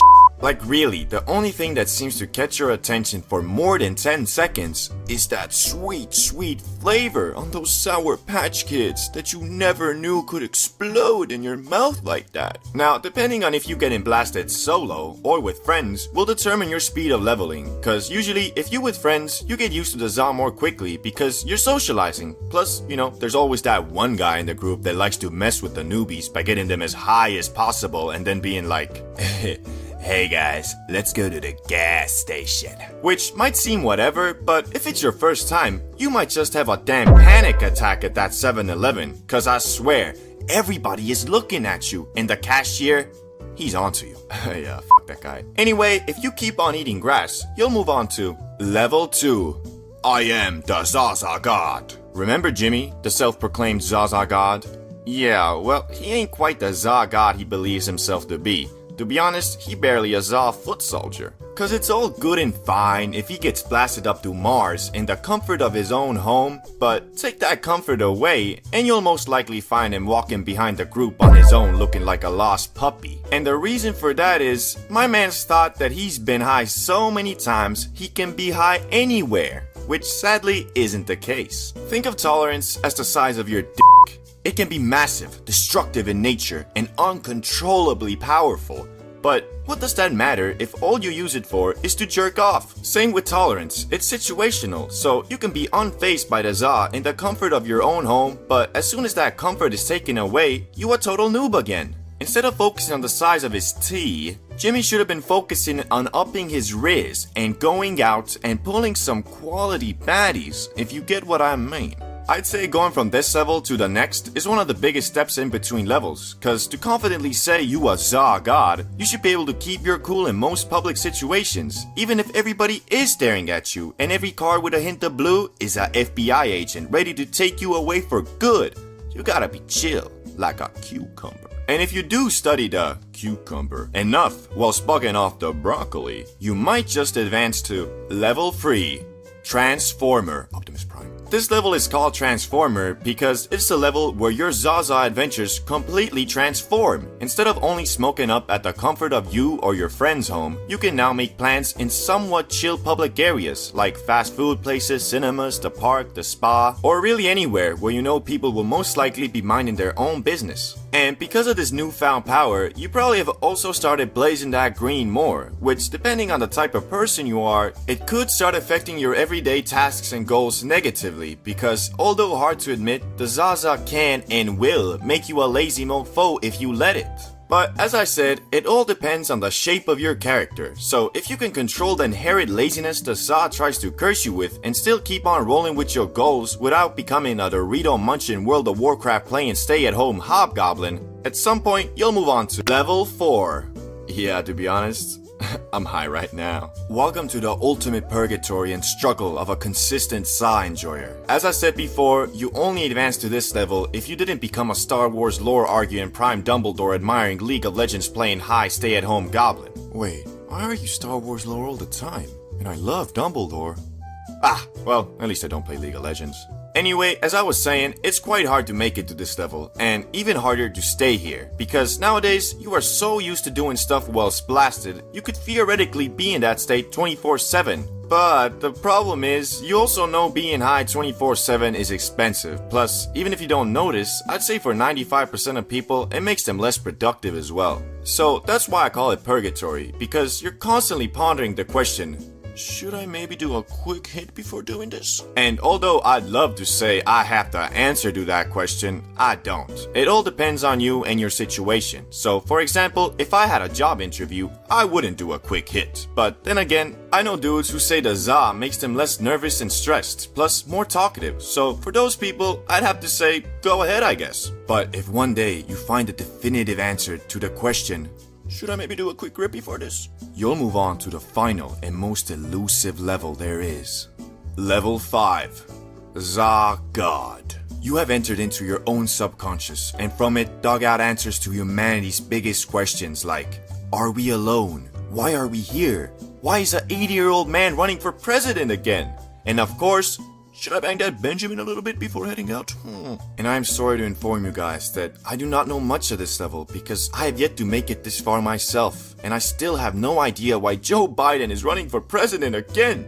But I can tell you this much. This is the level that completely transcends tolerance, as you really don't even need to worry about that anymore, cause you know your body to the point you always know what amount is the right amount. Also, you have figured out the perfect formula for working hard and following your dreams, whilst also inhaling that Za and being a chill and interesting dude, not just some corporate suck-up. Dabs, the world's strongest Za, or so I have been told. In reality, dabs can't really be considered the world's strongest Za, cause it's technically not weed anymore. It's the extract of it. And although there are natural and unnatural ways to extract that THC, the end result is always the same: super potent, sticky, icky wax. You see, wax is like the express lane of cannabis. If the express lane was designed to launch you into a high so intense, you'll wonder if you just got teleported. It's a concentrated form of cannabis where all the THC and terpenes have been extracted from the plant into a sticky wax-like substance. Think of it as the espresso shot of weed. It's quick, potent, and designed to get you where you're going fast. Wax generally contains anywhere from 60 to 90%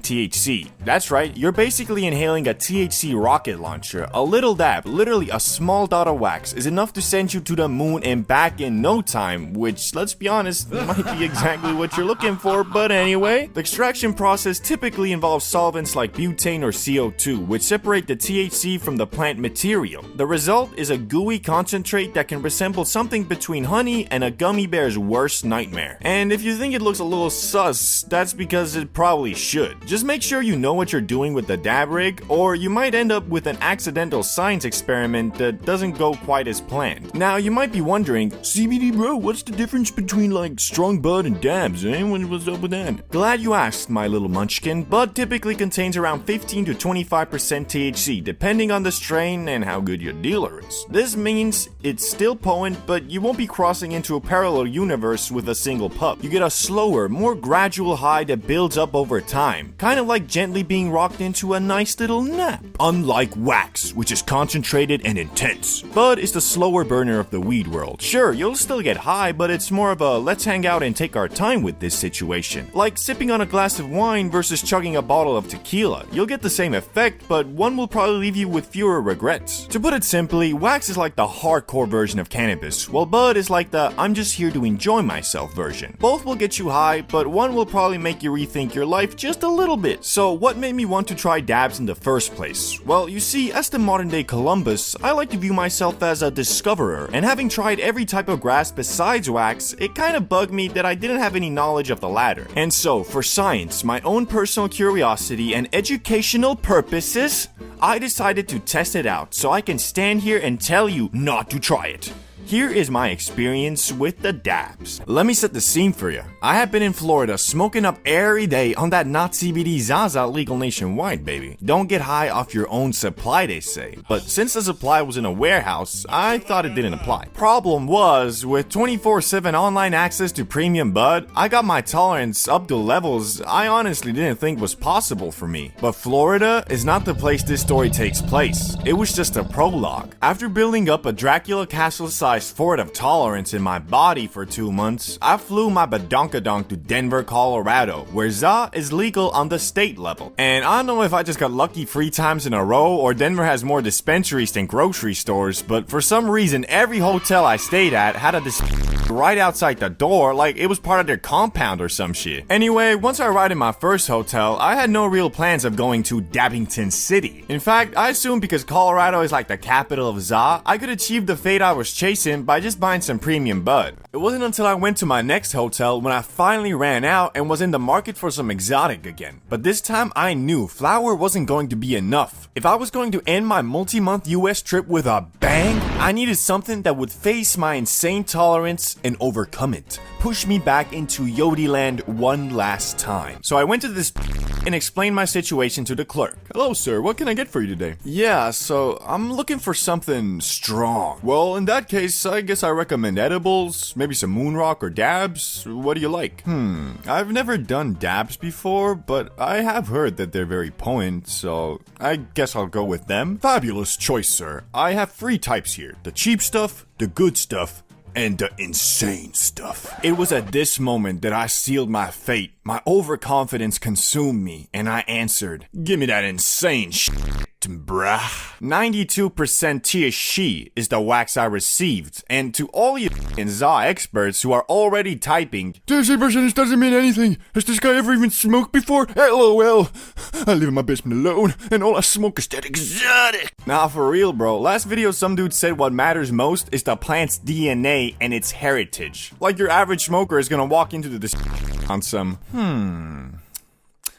excuse me, could you tell me about the DNA compensation of this ZA? Yeah, I don't know, bro. It says OG. Of course I see that, but tell me about the history of this particular plant. Were its ancestors also original gangster? Look, man, I get $14 an hour here. I don't freaking know. I've smoked it before. It's pretty good. Anyway, now that I got my premium dabs, I needed a way to smoke it. But because I knew doing dabs is not as easy as just, say, ripping a BONG, I decided to do a bit of research before buying any equipment. So I went to the closest Starbucks, sat down, and... This is what you're gonna need. A cap, a nail, terp spinner, which is optional, a rig, Q-tips, torch, a timer, dab tool, and a set of lungs.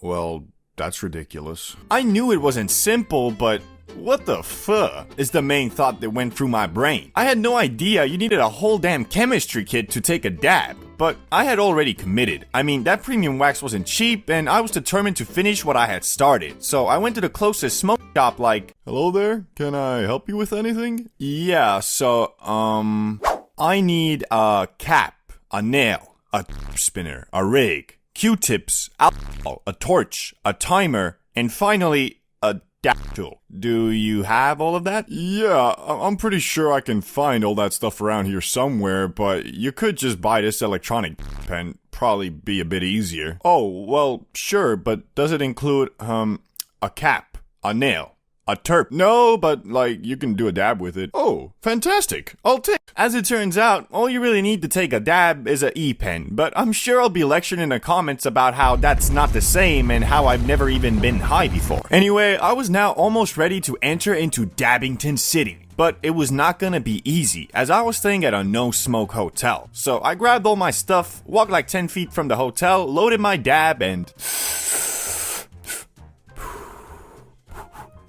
Oh, It's not on. So I put it on the high setting, waited a couple seconds, and prepared to smack it again.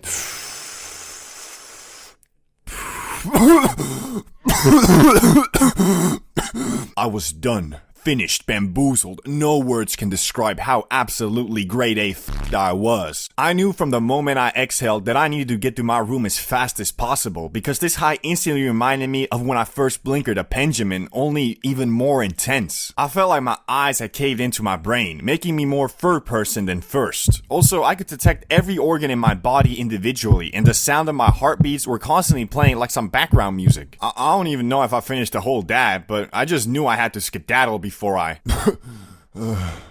Wait, is it a bit cold? No.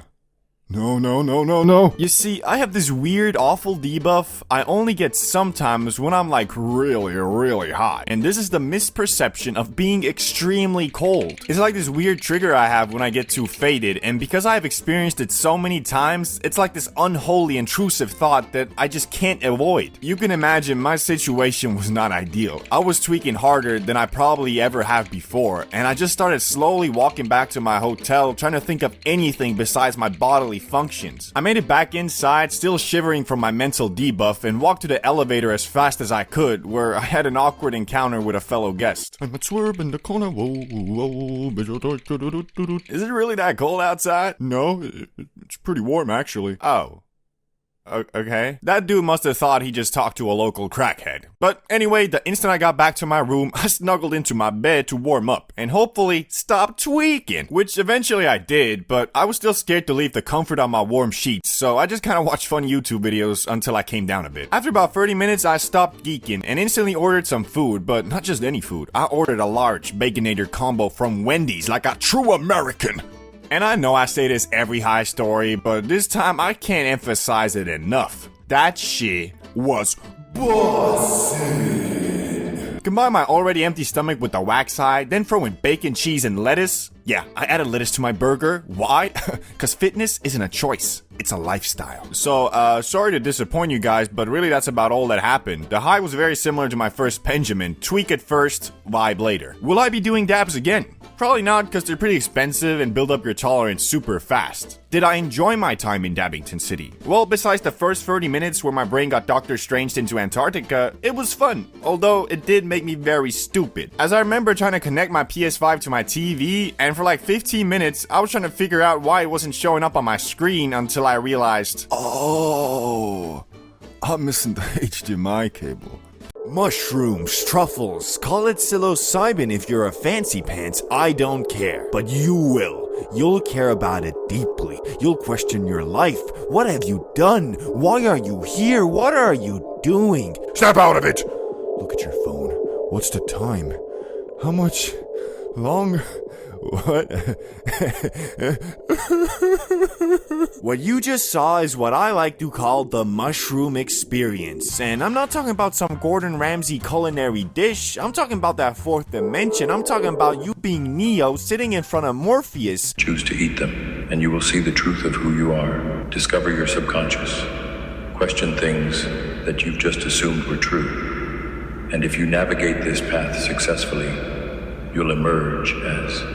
But, well, what Morpheus won't tell you is that if you don't accept the path of the fungus and fight your subconscious instead, you will not, and I repeat, not have a good time. In fact, I think it's safe to say you shouldn't ever tell anyone to eat mushrooms. It never works out. Either they just don't do it, or they feel like they gotta try it and end up just fighting demons for 3 hours, gaining nothing from the experience except more fear. That being said, for education, science, and the furtherment of mankind, I will be sharing my story to educate the public about the dangers of the unknown. So by continuing with this video, you acknowledge that you are strictly watching this for educational and entertainment reasons and will never recreate anything in the video. Please? Was that enough? We'll see, boy. Enter my friend Ricky. Me and him were chilling at his place when we got to talking. You see, I had previously just consumed some interdimensional fungus a couple weeks back and was kind of raving about how eye-opening it was. You know, the basic hippie shit. But Ricky was not buying it, which in my eyes made me feel like I gotta prove him wrong. Now, I think he was such an unbeliever because he's your typical Eastern European blue-collar, work hard, get hammered on the weekend type of dude. Not that there's anything wrong with that, just I wish I would have realized if your favorite thing to do is forget about all your worries and problems by getting drunk every weekend, then mushrooms probably won't be something you'll vibe with, especially if you low-key don't even want to do them. But regardless, I was all like, Ricky, my man, my main man, my brother from another mother. Okay, I get it. What do you want? What I want is for you to want to eat some mushrooms with me tonight. Eat mushrooms with you and talk about our feelings, or hit up Salamander, go to the club, get hammered, pull some baddies and lay down the pipe.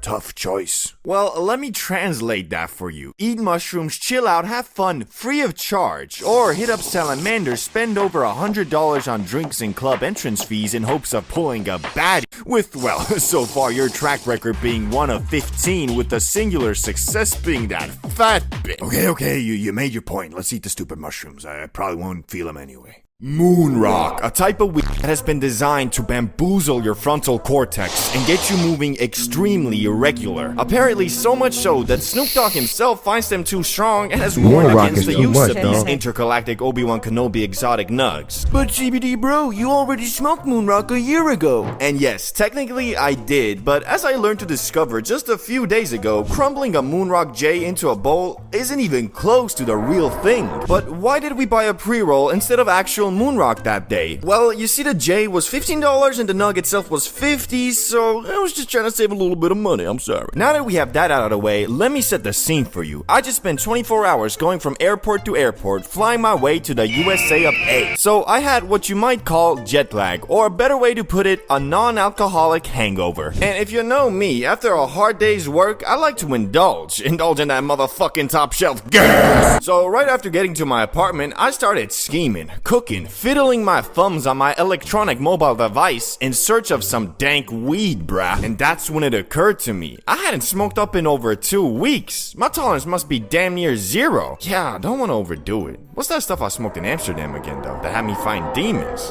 Moonrock? Nah. That'll disrupt my circadian rhythm. Wait. My circadian rhythm already is disrupted. Shit, Moonrock might just undisrupt it back to normal. So there I was, having made up my mind with absolute logic that could not be argued against. I concluded that the only thing potent enough to cure my jet lag was my dear old friend Moonrock. And remember how I said I found out a few days ago that what I smoked in Amsterdam wasn't actually Moonrock?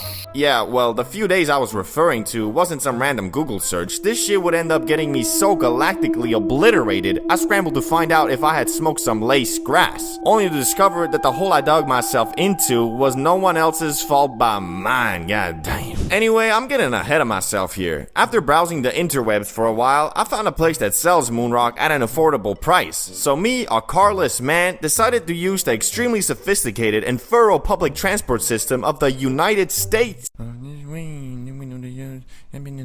I told you this was your last day, Johnny. I'm sorry. Just give me one more day. I'll pay it all back. I promise. Rest in pepperoni, you damn crackhead. Holy shit. Did I just hear a dude getting shot? Thankfully, I'm safe on the We looking for ops. Young niggas letting out shots. They don't give a fuck about the cops. We clutching them ops.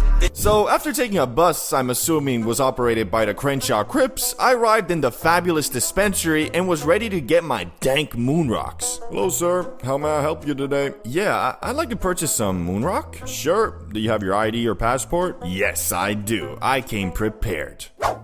Yeah, checks out. That'll be $120. $120? I said I want Moonrock, not diamond-encrusted weed. Well, that's the price. You want it or not. Yeah, okay.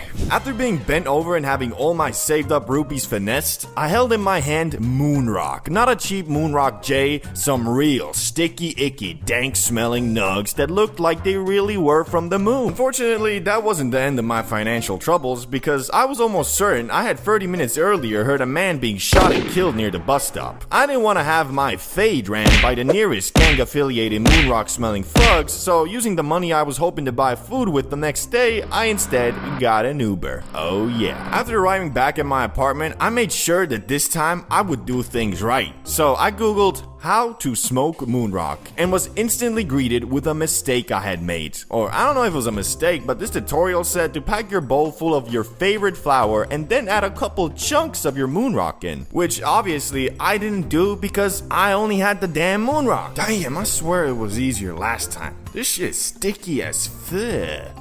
Oh, well, screw it. I'll just pack it full of Moonrock. What's the worst that can happen? A grave mistake. A skibbity lapse in judgment. I was not at all prepared for what was to come, even though I thought I was. And the reason for that was my false understanding of how potent this shit actually is. I had smoked Sunrock before, but did so from a J, which is not really how you're supposed to do it, making its potency noticeably lower. And the Moonrock I smoked in Amsterdam was apparently just a J covered in keef that we crumbled into a BONG, and on top of that, when you consider the copious amounts of top shelf Zaza we were smoking prior, I think you might be starting to see how this is gonna go. Here goes nothing.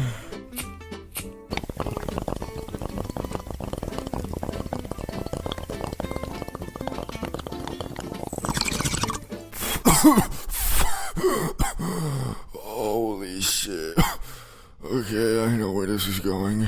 The instant the first bit of high hit me, I knew I was fucked. But CBD, bro, it's just weed. No, you don't know what you're talking about. The first wave was eerily similar to when I hit the Benjamin for the first time, doing 2 blinkers. And if you remember that video, you know I was about to go through one hell of a trip. I rushed back inside and put my bong and other gear away as fast as I could before my IQ would drop to the level of a 4-year-old. Then I proceeded to put on some random YouTube video about P. Diddy, expecting to be entertained, only to find out he's coming for you. He could be anywhere. Justin Bieber. Oh Lord, what did he do to him? Beyonce too? No, she's in the Illuminati. All the single ladies, all the single ladies, all the single ladies. Yeah, so I definitely chose the wrong subject matter to accompany my near greenouts, and I was 100% starting to tweak, so I finally decided to stop with this P. Diddy stuff, as it was not doing me any favors. Okay, chill. I'll just put on some music. I went in there and did it and made it, you can too. We done came a long way from broken shoes. When you're rich like this, you don't check the forecast, every day's gonna rain. Yeah. Wait, it can't be. No, not you too. Drip too hard, don't stand too close. Look around, drown out this wave. After realizing that a lot of the music I grew up with was the product of an alleged monster, I was rather sad. So I tried to instead play video games, hoping that if I focused on guiding my brightly colored Fall Guy from falling off the map due to the extensive obstacles in his way, I would be fine. Okay, Fall Guys, let's play some Fall Guys. How much a man can fall. Fallout 4. 20 minutes later. Yeah, I remember I used to love Call of Duty. Nuketown was the shit. Wait.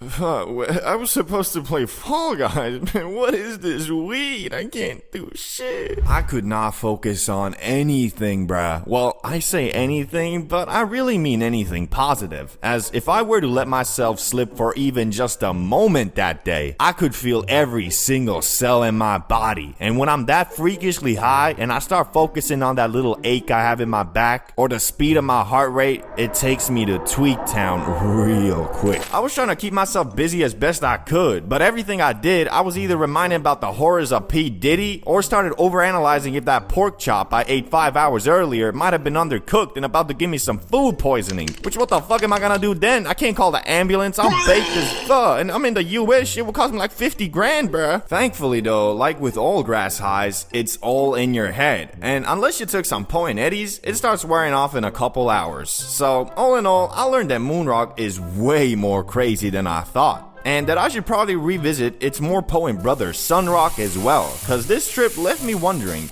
What would happen if I smoked that shit properly? Sunrock, the most powerful grass that humanity has ever conjured up, with even its less potent relative Moonrock being so extreme that Snoop Dogg says it's too much.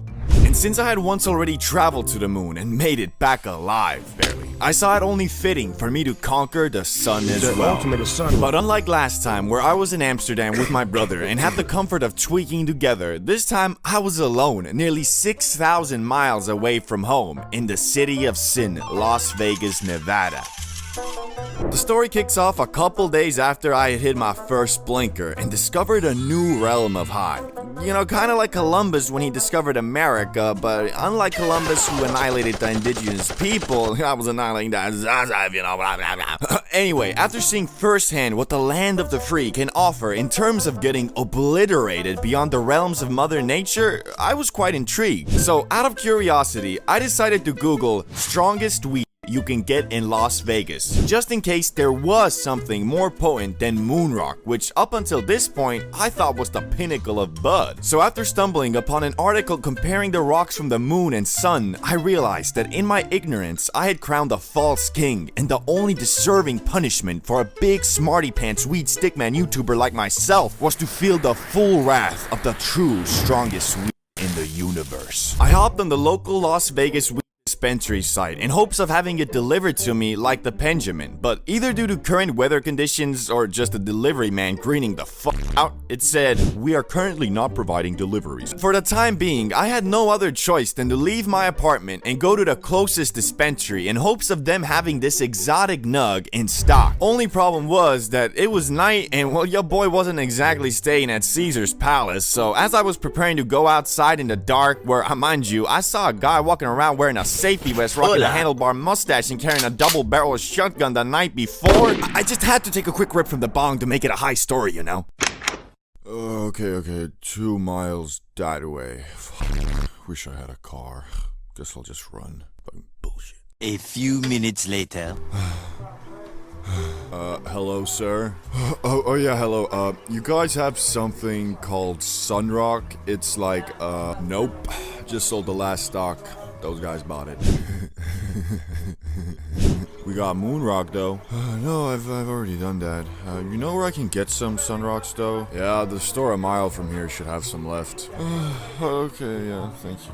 A few minutes later. Sorry, I gotta see your passport first, bruh.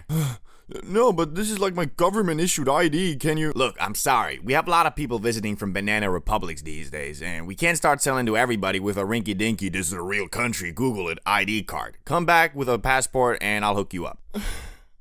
I'm not from Banana Republic. We made Skype. Hello there. Yes, I had to now walk back 3 miles, get my passport, walk another 3 to get the Sunrock, and then walk another 3 back home. And mind you, I had already ran 3 miles too. So you know, of course, cause your boy fast as ball, quick as an electrical jolt, I got an Uber back home. But now I was fresh again, so of course I put on my Space Jams and I got an Uber. But then when I was there and showed my passport, received my $80 weed, I was not trying to get robbed on the walkway filled with homeless camps in Las Vegas fiends, so I got an Uber. Finally, after wasting a week's transportation budget in 40 minutes, I was back in my apartment, Sunrock in hand and rolling papers in my pockets. And yes, unlike last time with the Moonrock, I wasn't about to smack that shit from my bong and get assimilated. Cause from the blinker I had done a couple days back, I learned my lesson about concentrate. Do not underestimate it. So I rolled me up a Slimmy Slimmer, basically a very small J. And something you might not know is that with these caviar nugs like Sunrock, you're not really supposed to grind them with a regular grinder, so I just used my fingers to break the nug apart, and because of that, well, let's just say the airflow on this J was god awful. Later on I would find out you're not supposed to smoke Sunrock from a J at all, but hey, you live and you learn. Anyway, I went to my patio and attempted to light this abomination, and I mean, it really was. Imagine taking some A4 Wagyu steak and serving it in a dirty bucket, but alas, I still...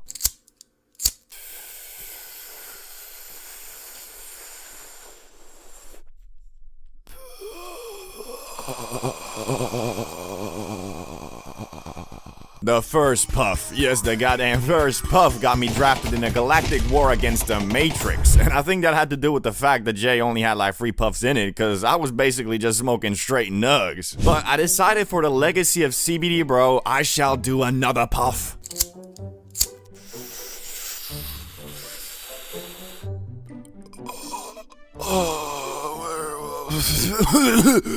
The French Revolution, the Napoleonic Wars, the moon landing, the splitting of the atom, the theory of relativity, it all flashed before my eyes because I now saw the world from an interstellar position. And I would love to say I now went on some grand adventure and discovered the Holy Grail with some Las Vegas crackheads, but this was different. The high was spent glued to my couch, wondering the meaning of the universe and how I had traveled 6,000 miles across the ocean and was now sitting on a couch in some random Airbnb completely and utterly blasted beyond human understanding. After about 15 minutes of doing literally nothing but staring at my wall, I decided to watch some YouTube and found this guy called Oversimplified who makes these historical animation videos and spent a good portion of my high learning about the history of our world. Too bad I don't remember a goddamn thing, but at the time I felt like I was really becoming a damn scholar. I guess the lessons and memories of that high are waiting for me once I return to the land of the sun. Where am I? Man, I told you not to smoke that sun rock. You stuck on the sun now, fool, with the rest of us. No! Oh, no, wait, that was just a dream. Damn, I'm fucked up. Yeah, bro. You were in a hell of a kush coma. Yeah, I guess I was. Wait! Bro, I got stuck in a kush coma, my dudes. Shit was crazy, and I don't actually remember the exact dreams I saw, but they were pretty trippy, and it was one of those inception things that had me waking up from a dream into another dream, son. Safe to say, I had gotten assimilated. But it was kind of nice, because it was a real clear high without anxiety, which usually when you get that obliterated, it always comes accompanied with just a little bit of anxiety at least. So, are sun rocks stronger than moon rocks? Yes, but the main thing I took from this high was that they also kinda better. I had convinced my good old friend Ricky, or at least old friend, maybe not so good. Anyway, he was down to enter the land of mushrooms, and I was down with the plug who had some fungus on the low-low. Although I had promoted this event as free of charge, my financial situation disagreed. So I slowly leaned closer to Ricky and said, "If you borrow $20 to the mall." With the funding for our mushroom experience now secured, I hit up Jimmy the plug god with, and now we play the waiting game.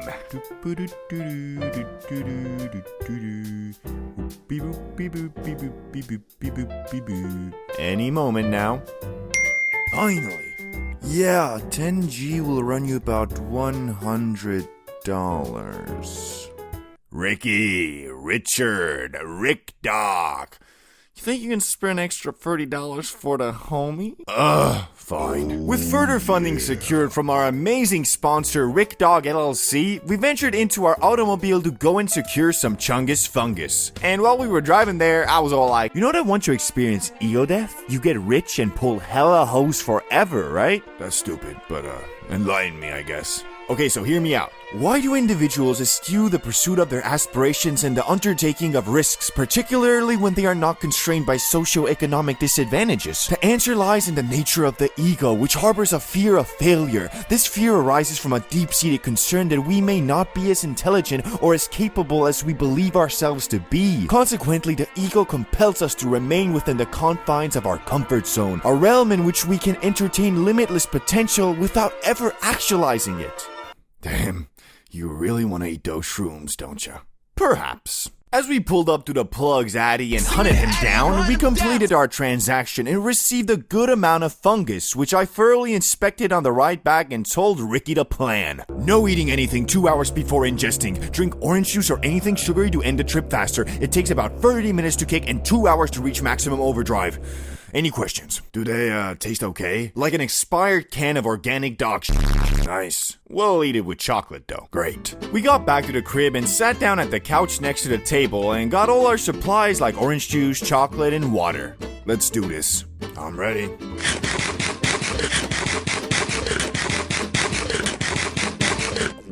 Oh, I can still still feel the taste. Yeah, that'll be like that for a while, but you know, let's take our minds off it with the new Plankton movie featuring SpongeBob. It's on Netflix. And so that's exactly what we did. Sat there in anticipation for the fungus to absorb, Among Us. It took a while, and the wait is always pretty anxious because you don't know when they gonna hit. I mean, it could be now. Better check my hands. No weirdness or fuzziness? What about the walls? The TV? Okay. Seem normal for now. Why is Plankton always plotting something?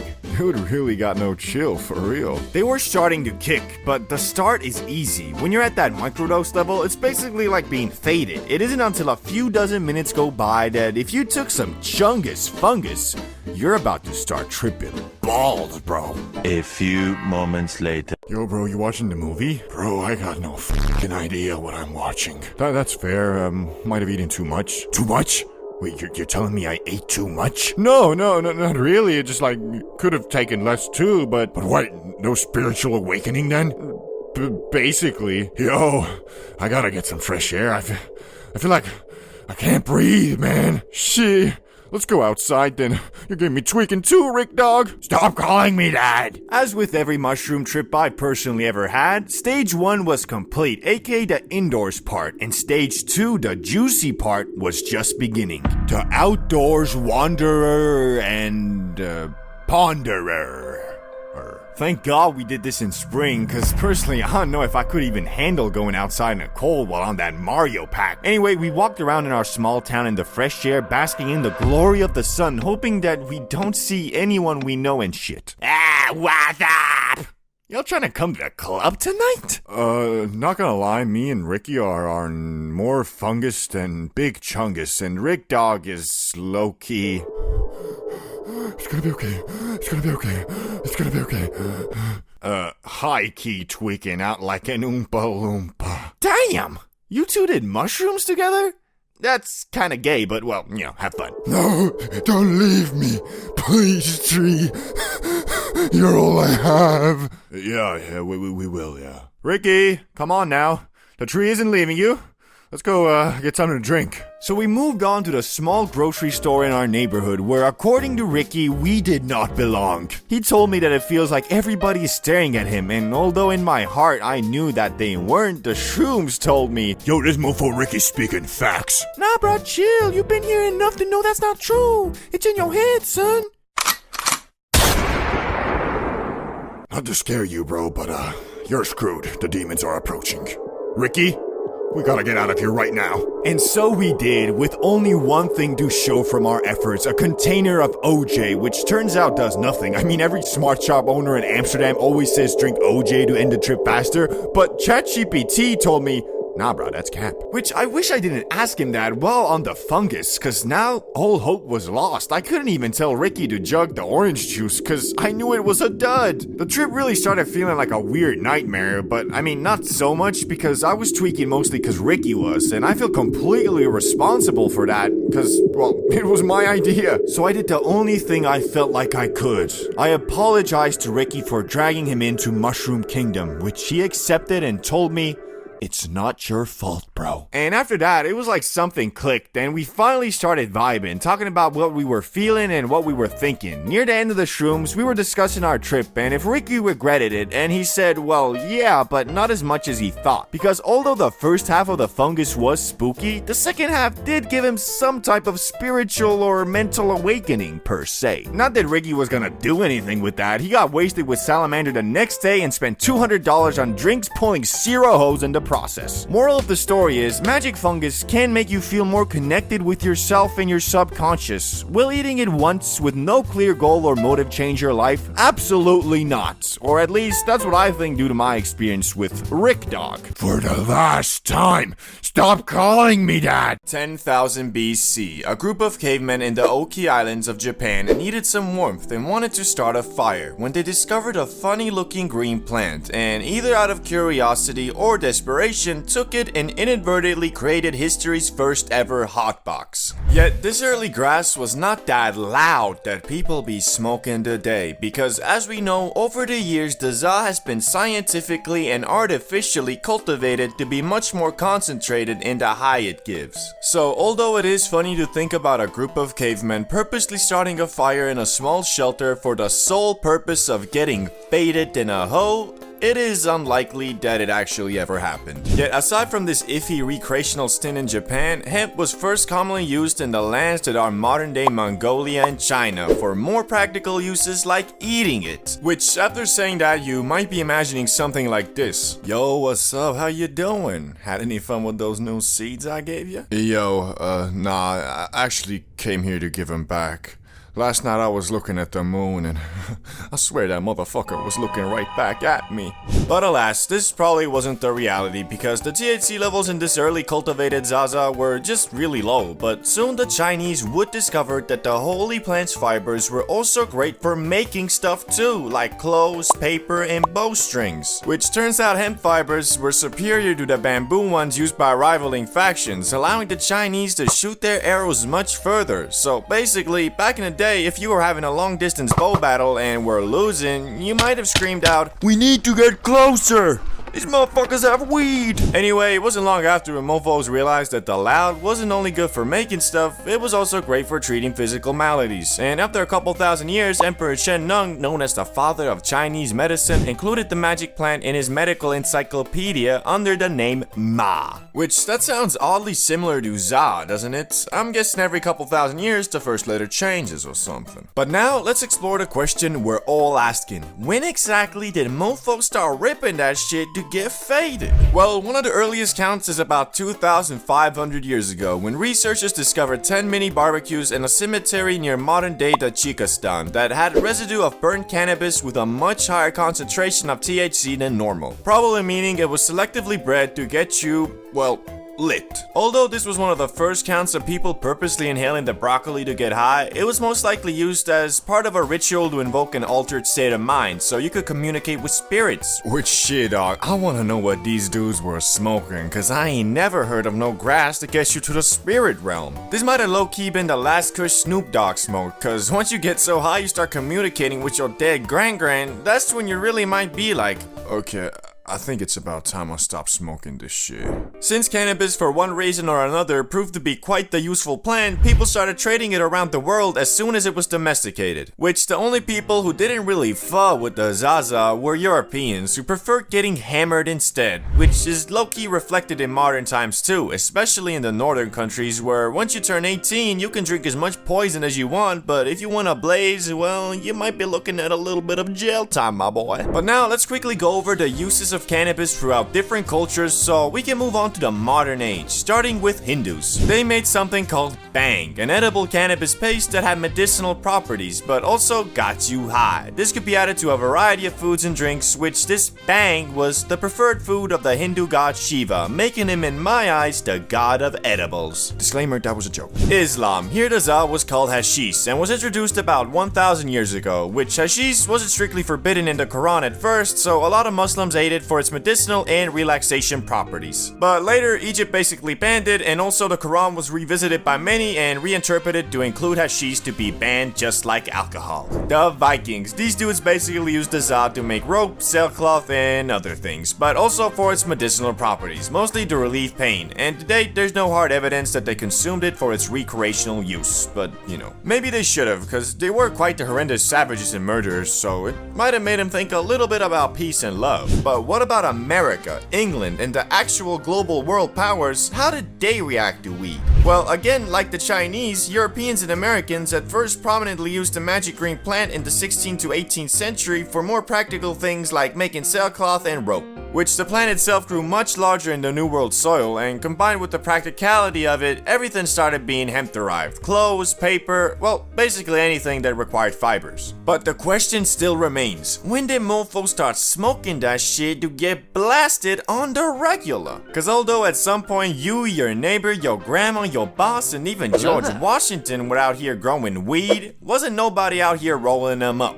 Well, until the arrival of Mexicans. The loud version of hemp first arrived in Brazil in the early 1500s by way of enslaved Africans traveling with the Portuguese. And the native South Americans, who are already consuming some other psychoactive substances, quickly started blazing the Zaza too, and its use soon spread across South America and into Mexico, from which in the 1910s is when the loud first spread into the US via Mexican immigrants escaping the effects of the Mexican Revolution. And almost immediately the good was viewed as a threat, and by 1931 29 states had banned its use. Although it wasn't really the Zaza that the US didn't fall with, it was unfortunately mostly just racism against Mexican Americans and black citizens of the South, which both these groups were enjoyers of the Zaza to some regard, so it became a scapegoat for racial bias in the US, and they blamed it for everything from petty crimes all the way to murder. And in 1937 the US completely banned all non-medical use of weed, which all of this kind of explains why the mostly peaceful plant has been thrown in the same Schedule 1 category with full-on life-destroying substances like heroin and cocaine. But thankfully, a couple decades later came the hippie movement of the 1960s to 1970s. This is what lightly sparked the comeback for weed, cause unlike before, when the Zaza was mostly smoked by Mexican immigrants and black citizens who the US was massively racist against, the hippie movement had middle-class white American youth start blazing too. Which it was all about love, peace, spirituality, non-violence, and of course, every hippie's favorite, recreational drug use. Although most hippies were all about peace and love, that was quite easy to say when most of them were literally privileged enough to drop out of college, run off with Cassandra in a rainbow van, go on copious amounts of mindset-altering trips, mostly powered by LSD, and then return 10 years later to their parents and have them say, "It's okay, son. I was young and stupid once too." Anyway, although the grass was still federally illegal, this didn't really do much, cause in 1976, 1 in 8 Americans over the age of 12 admitted to smoking it in the past 30 days. Hippies though were especially interested in cannabis, so much so they went on something called the Hippie Trail, which was basically an excursion by the youths of the world to go over to the Middle East and India, all while riding in magic buses and discovering new ways to get absolutely blasted, such as smoking the concentrated Zaza resin known as hash. But acquiring the Zaza would soon get much harder, because you see, most of it came from Mexico, so in 1969 the US started patrolling the border, and in 1975 they got even more aggressive and started spraying herbicide on Mexican weed plants. And so good old supply and demand made grass prices skyrocket, which a lot of people started then growing the plant themselves in mini greenhouses, closets, bathtubs, storage units, basements, wherever they could. But then in 1982, Mr. Smarty Pants Ronald Reagan took it even a step further by encouraging the streamlined arrest of anyone in possession of an illegal substance, which was really dumb because most of the focus was on pot, all while crack, meth, and heroin were all still being transported and consumed on a regular basis. Even worse, this enforcement seemed to be racially motivated because despite plenty of traffickers and consumers being white, the majority of arrests were Latino and black youths, all while this bizarre over-focus on cannabis allowed the growing opioid epidemic to go unchecked. But thankfully, the US is slowly learning from their mistakes, where today 24 states have legalized the recreational use of marijuana. On top of that, the increased level of research on it has also found multiple medical use cases and can be prescribed to you by special doctors if seen fit. And although the Zaza is still federally illegal and a Schedule 1 drug, the overall perception of it has changed for the better, including in December 2022 when President Biden signed a bill to make it easier for researchers to obtain plants for their studies, which will hopefully accelerate the learning of positive and negative side effects of consuming the Za even further. But all that aside, the overall vibe towards the loud has gotten a lot more accepting, and these days more and more people view the smoking of the grass not as you being a junkie, but the same way as having a couple beers with the homies on a Friday night and watching some WWE. The first high, a core memory, and whether you enjoyed it or not doesn't really matter, cause for 95% of people, their first time literally shapes their entire opinion on the grass. Almost everybody who isn't age 50 or over and says, "Weed is the work of the devil, and should be more illegal than even meth." Well, actually it is. The Za is Schedule 1 and meth is Schedule 2, so... Yeah, that's right. That's why I love America. Greatest damn country in the world. USA, USA, USA. Anyway, what I was saying was that most people who tweak their first time are put off by it for a while and shape into za haters, and people who have fun their first time, believe it or not, don't all become mindless junkies who eat Little Caesars and watch SpongeBob all day. Rather, when asked their opinion on weed, they'll probably just say, "My stomach turned into an endless void with an unquenchable hunger for anything edible, which was followed by a sleepiness so uncontrollable I passed out halfway into my 25th Twinkie." It was pretty fun. So obviously me, CBD bro, who runs an entire YouTube channel dedicated to the green plant, must have had the latter experience, right? Well, not really. As you see, when I was but a wee lad, uncontaminated by the forbidden fruits of the world like alcohol, nicotine, and yes, weed, always believed that alcohol makes you homeless, nicotine makes you a little bitch, and weed makes you lazy. Thinking that, I didn't want to waste not just my first high, but my very first time feeling anything besides normal on eating Doritos and watching Family Guy. Which, after turning 17, I decided it was about time I lost my substance virginity and planned to do so on Christmas dinner, where I was gonna let El Marijuana put its big, fat, thick, juicy, delicately rolled J in my mouth, but only after I had eaten, as I believed if my tummy was full, I wouldn't get the munchies and could instead contemplate the meaning of life my time high. And thankfully, I had an older brother who was more than willing to give me a puff or two from his Christmas dinner J for $4, the fucking cheapskate. So we went upstairs and started puffing, which Rezex was instantly bamboozled from the magic grass. Nice, it's not a dud. Now it's my turn. I grabbed the J and puffed until I could puff no more. And the result was, I didn't feel a damn thing. Still had to pay the $4 though. Fucking bullshit. Anyway, as we went through the day, I got increasingly more jealous of my brother, who by his words was fried AF. I was beginning to think maybe I'm immune to getting high, which after telling my brother this theory, he concluded that I'm stupid and just didn't inhale the za in my lungs, and so generously told me to follow him upstairs, where he gave me a couple more puffs for an extra $4, the damn venture capitalist. As I was smoking away, keeping in mind to inhale it all the way down to my lungs, I still wasn't feeling anything, and my hopes of getting fried AF were beginning to look more like a distant dream. When I finished puffing, I sat down at the computer to look at some of those watch while high videos, and my brother asked me, "So, you feel anything now?" No, I don't. What's this weird I'm not sure. I don't know, seems to me you're fried like some Kentucky chicken, boy. I was indeed fried, and incredibly so. Although I didn't smoke a ton, my body had never experienced anything besides a sugar rush and maybe a caffeine kick. So as I was watching this watch while you're high video, I was laughing at everything and was tripping the fuck out. But not in a bad way, it was freaking amazing. Being high was what I always imagined it to be until... bloop.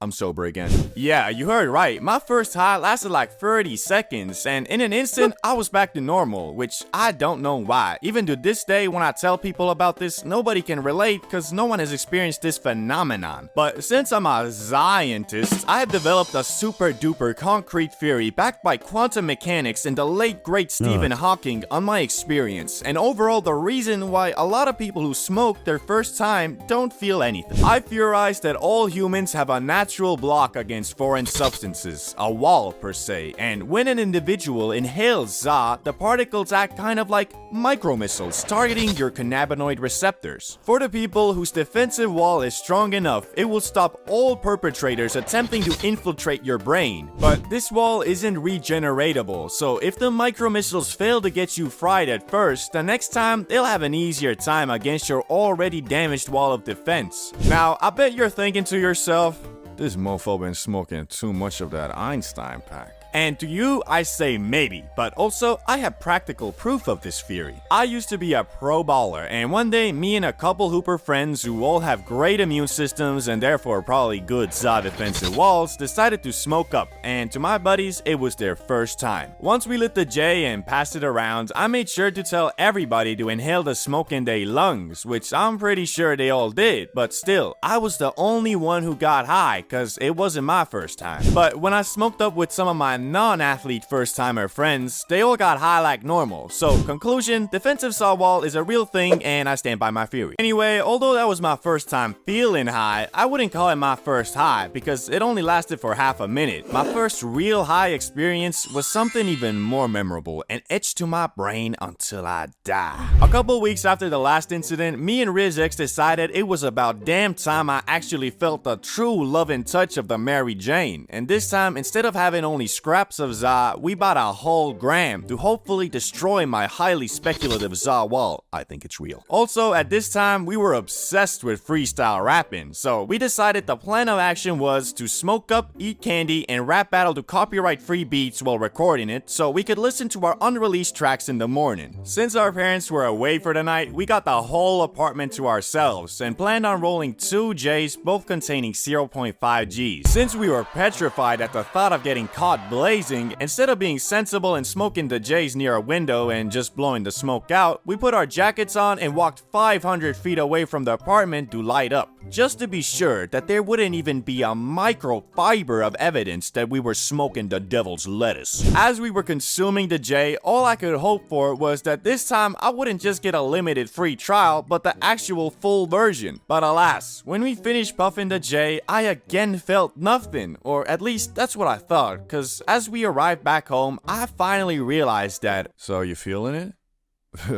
Yeah, kinda. Sometimes the high hits you a couple minutes later, especially if you're going from outdoors to indoors as we did. And my highly accepted theory in the science community about this phenomenon is that through evolution, we have always considered indoors to be our safe zone and outdoors dangerous. Therefore, when you're outside, your brain doesn't allow the full faded and relaxed effect to take over, probably in anticipation of a roadman coming and chefing you up with the mandem. Okay, this one I'm not so confident in, and I have to come clean. I am in no shape or form associated with the science community.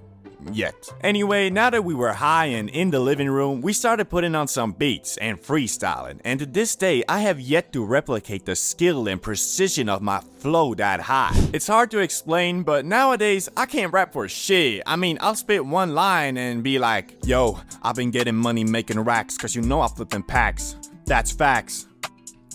Yeah, that's it. Basically, I run out of rhymes pretty fast, but that day, I did not. In fact, even when my brain had nothing to say, my mouth rapped it for me. I turned into a freestyling robot and became dead sure that I was gonna make it out by dropping a mixtape and becoming a famous rapper. Until we listened to the recording in the morning and realized, yo, flowing on the go, your girl she a hoe, making money dancing with a pole, my girl making dough while doing lines of blow, cause we in the penthouse baby, living life, and that's for show. Yeah, I'll try YouTube instead. What's crazy though is that after that, I was never able to replicate the auto rapping again, so my rap career never flowered.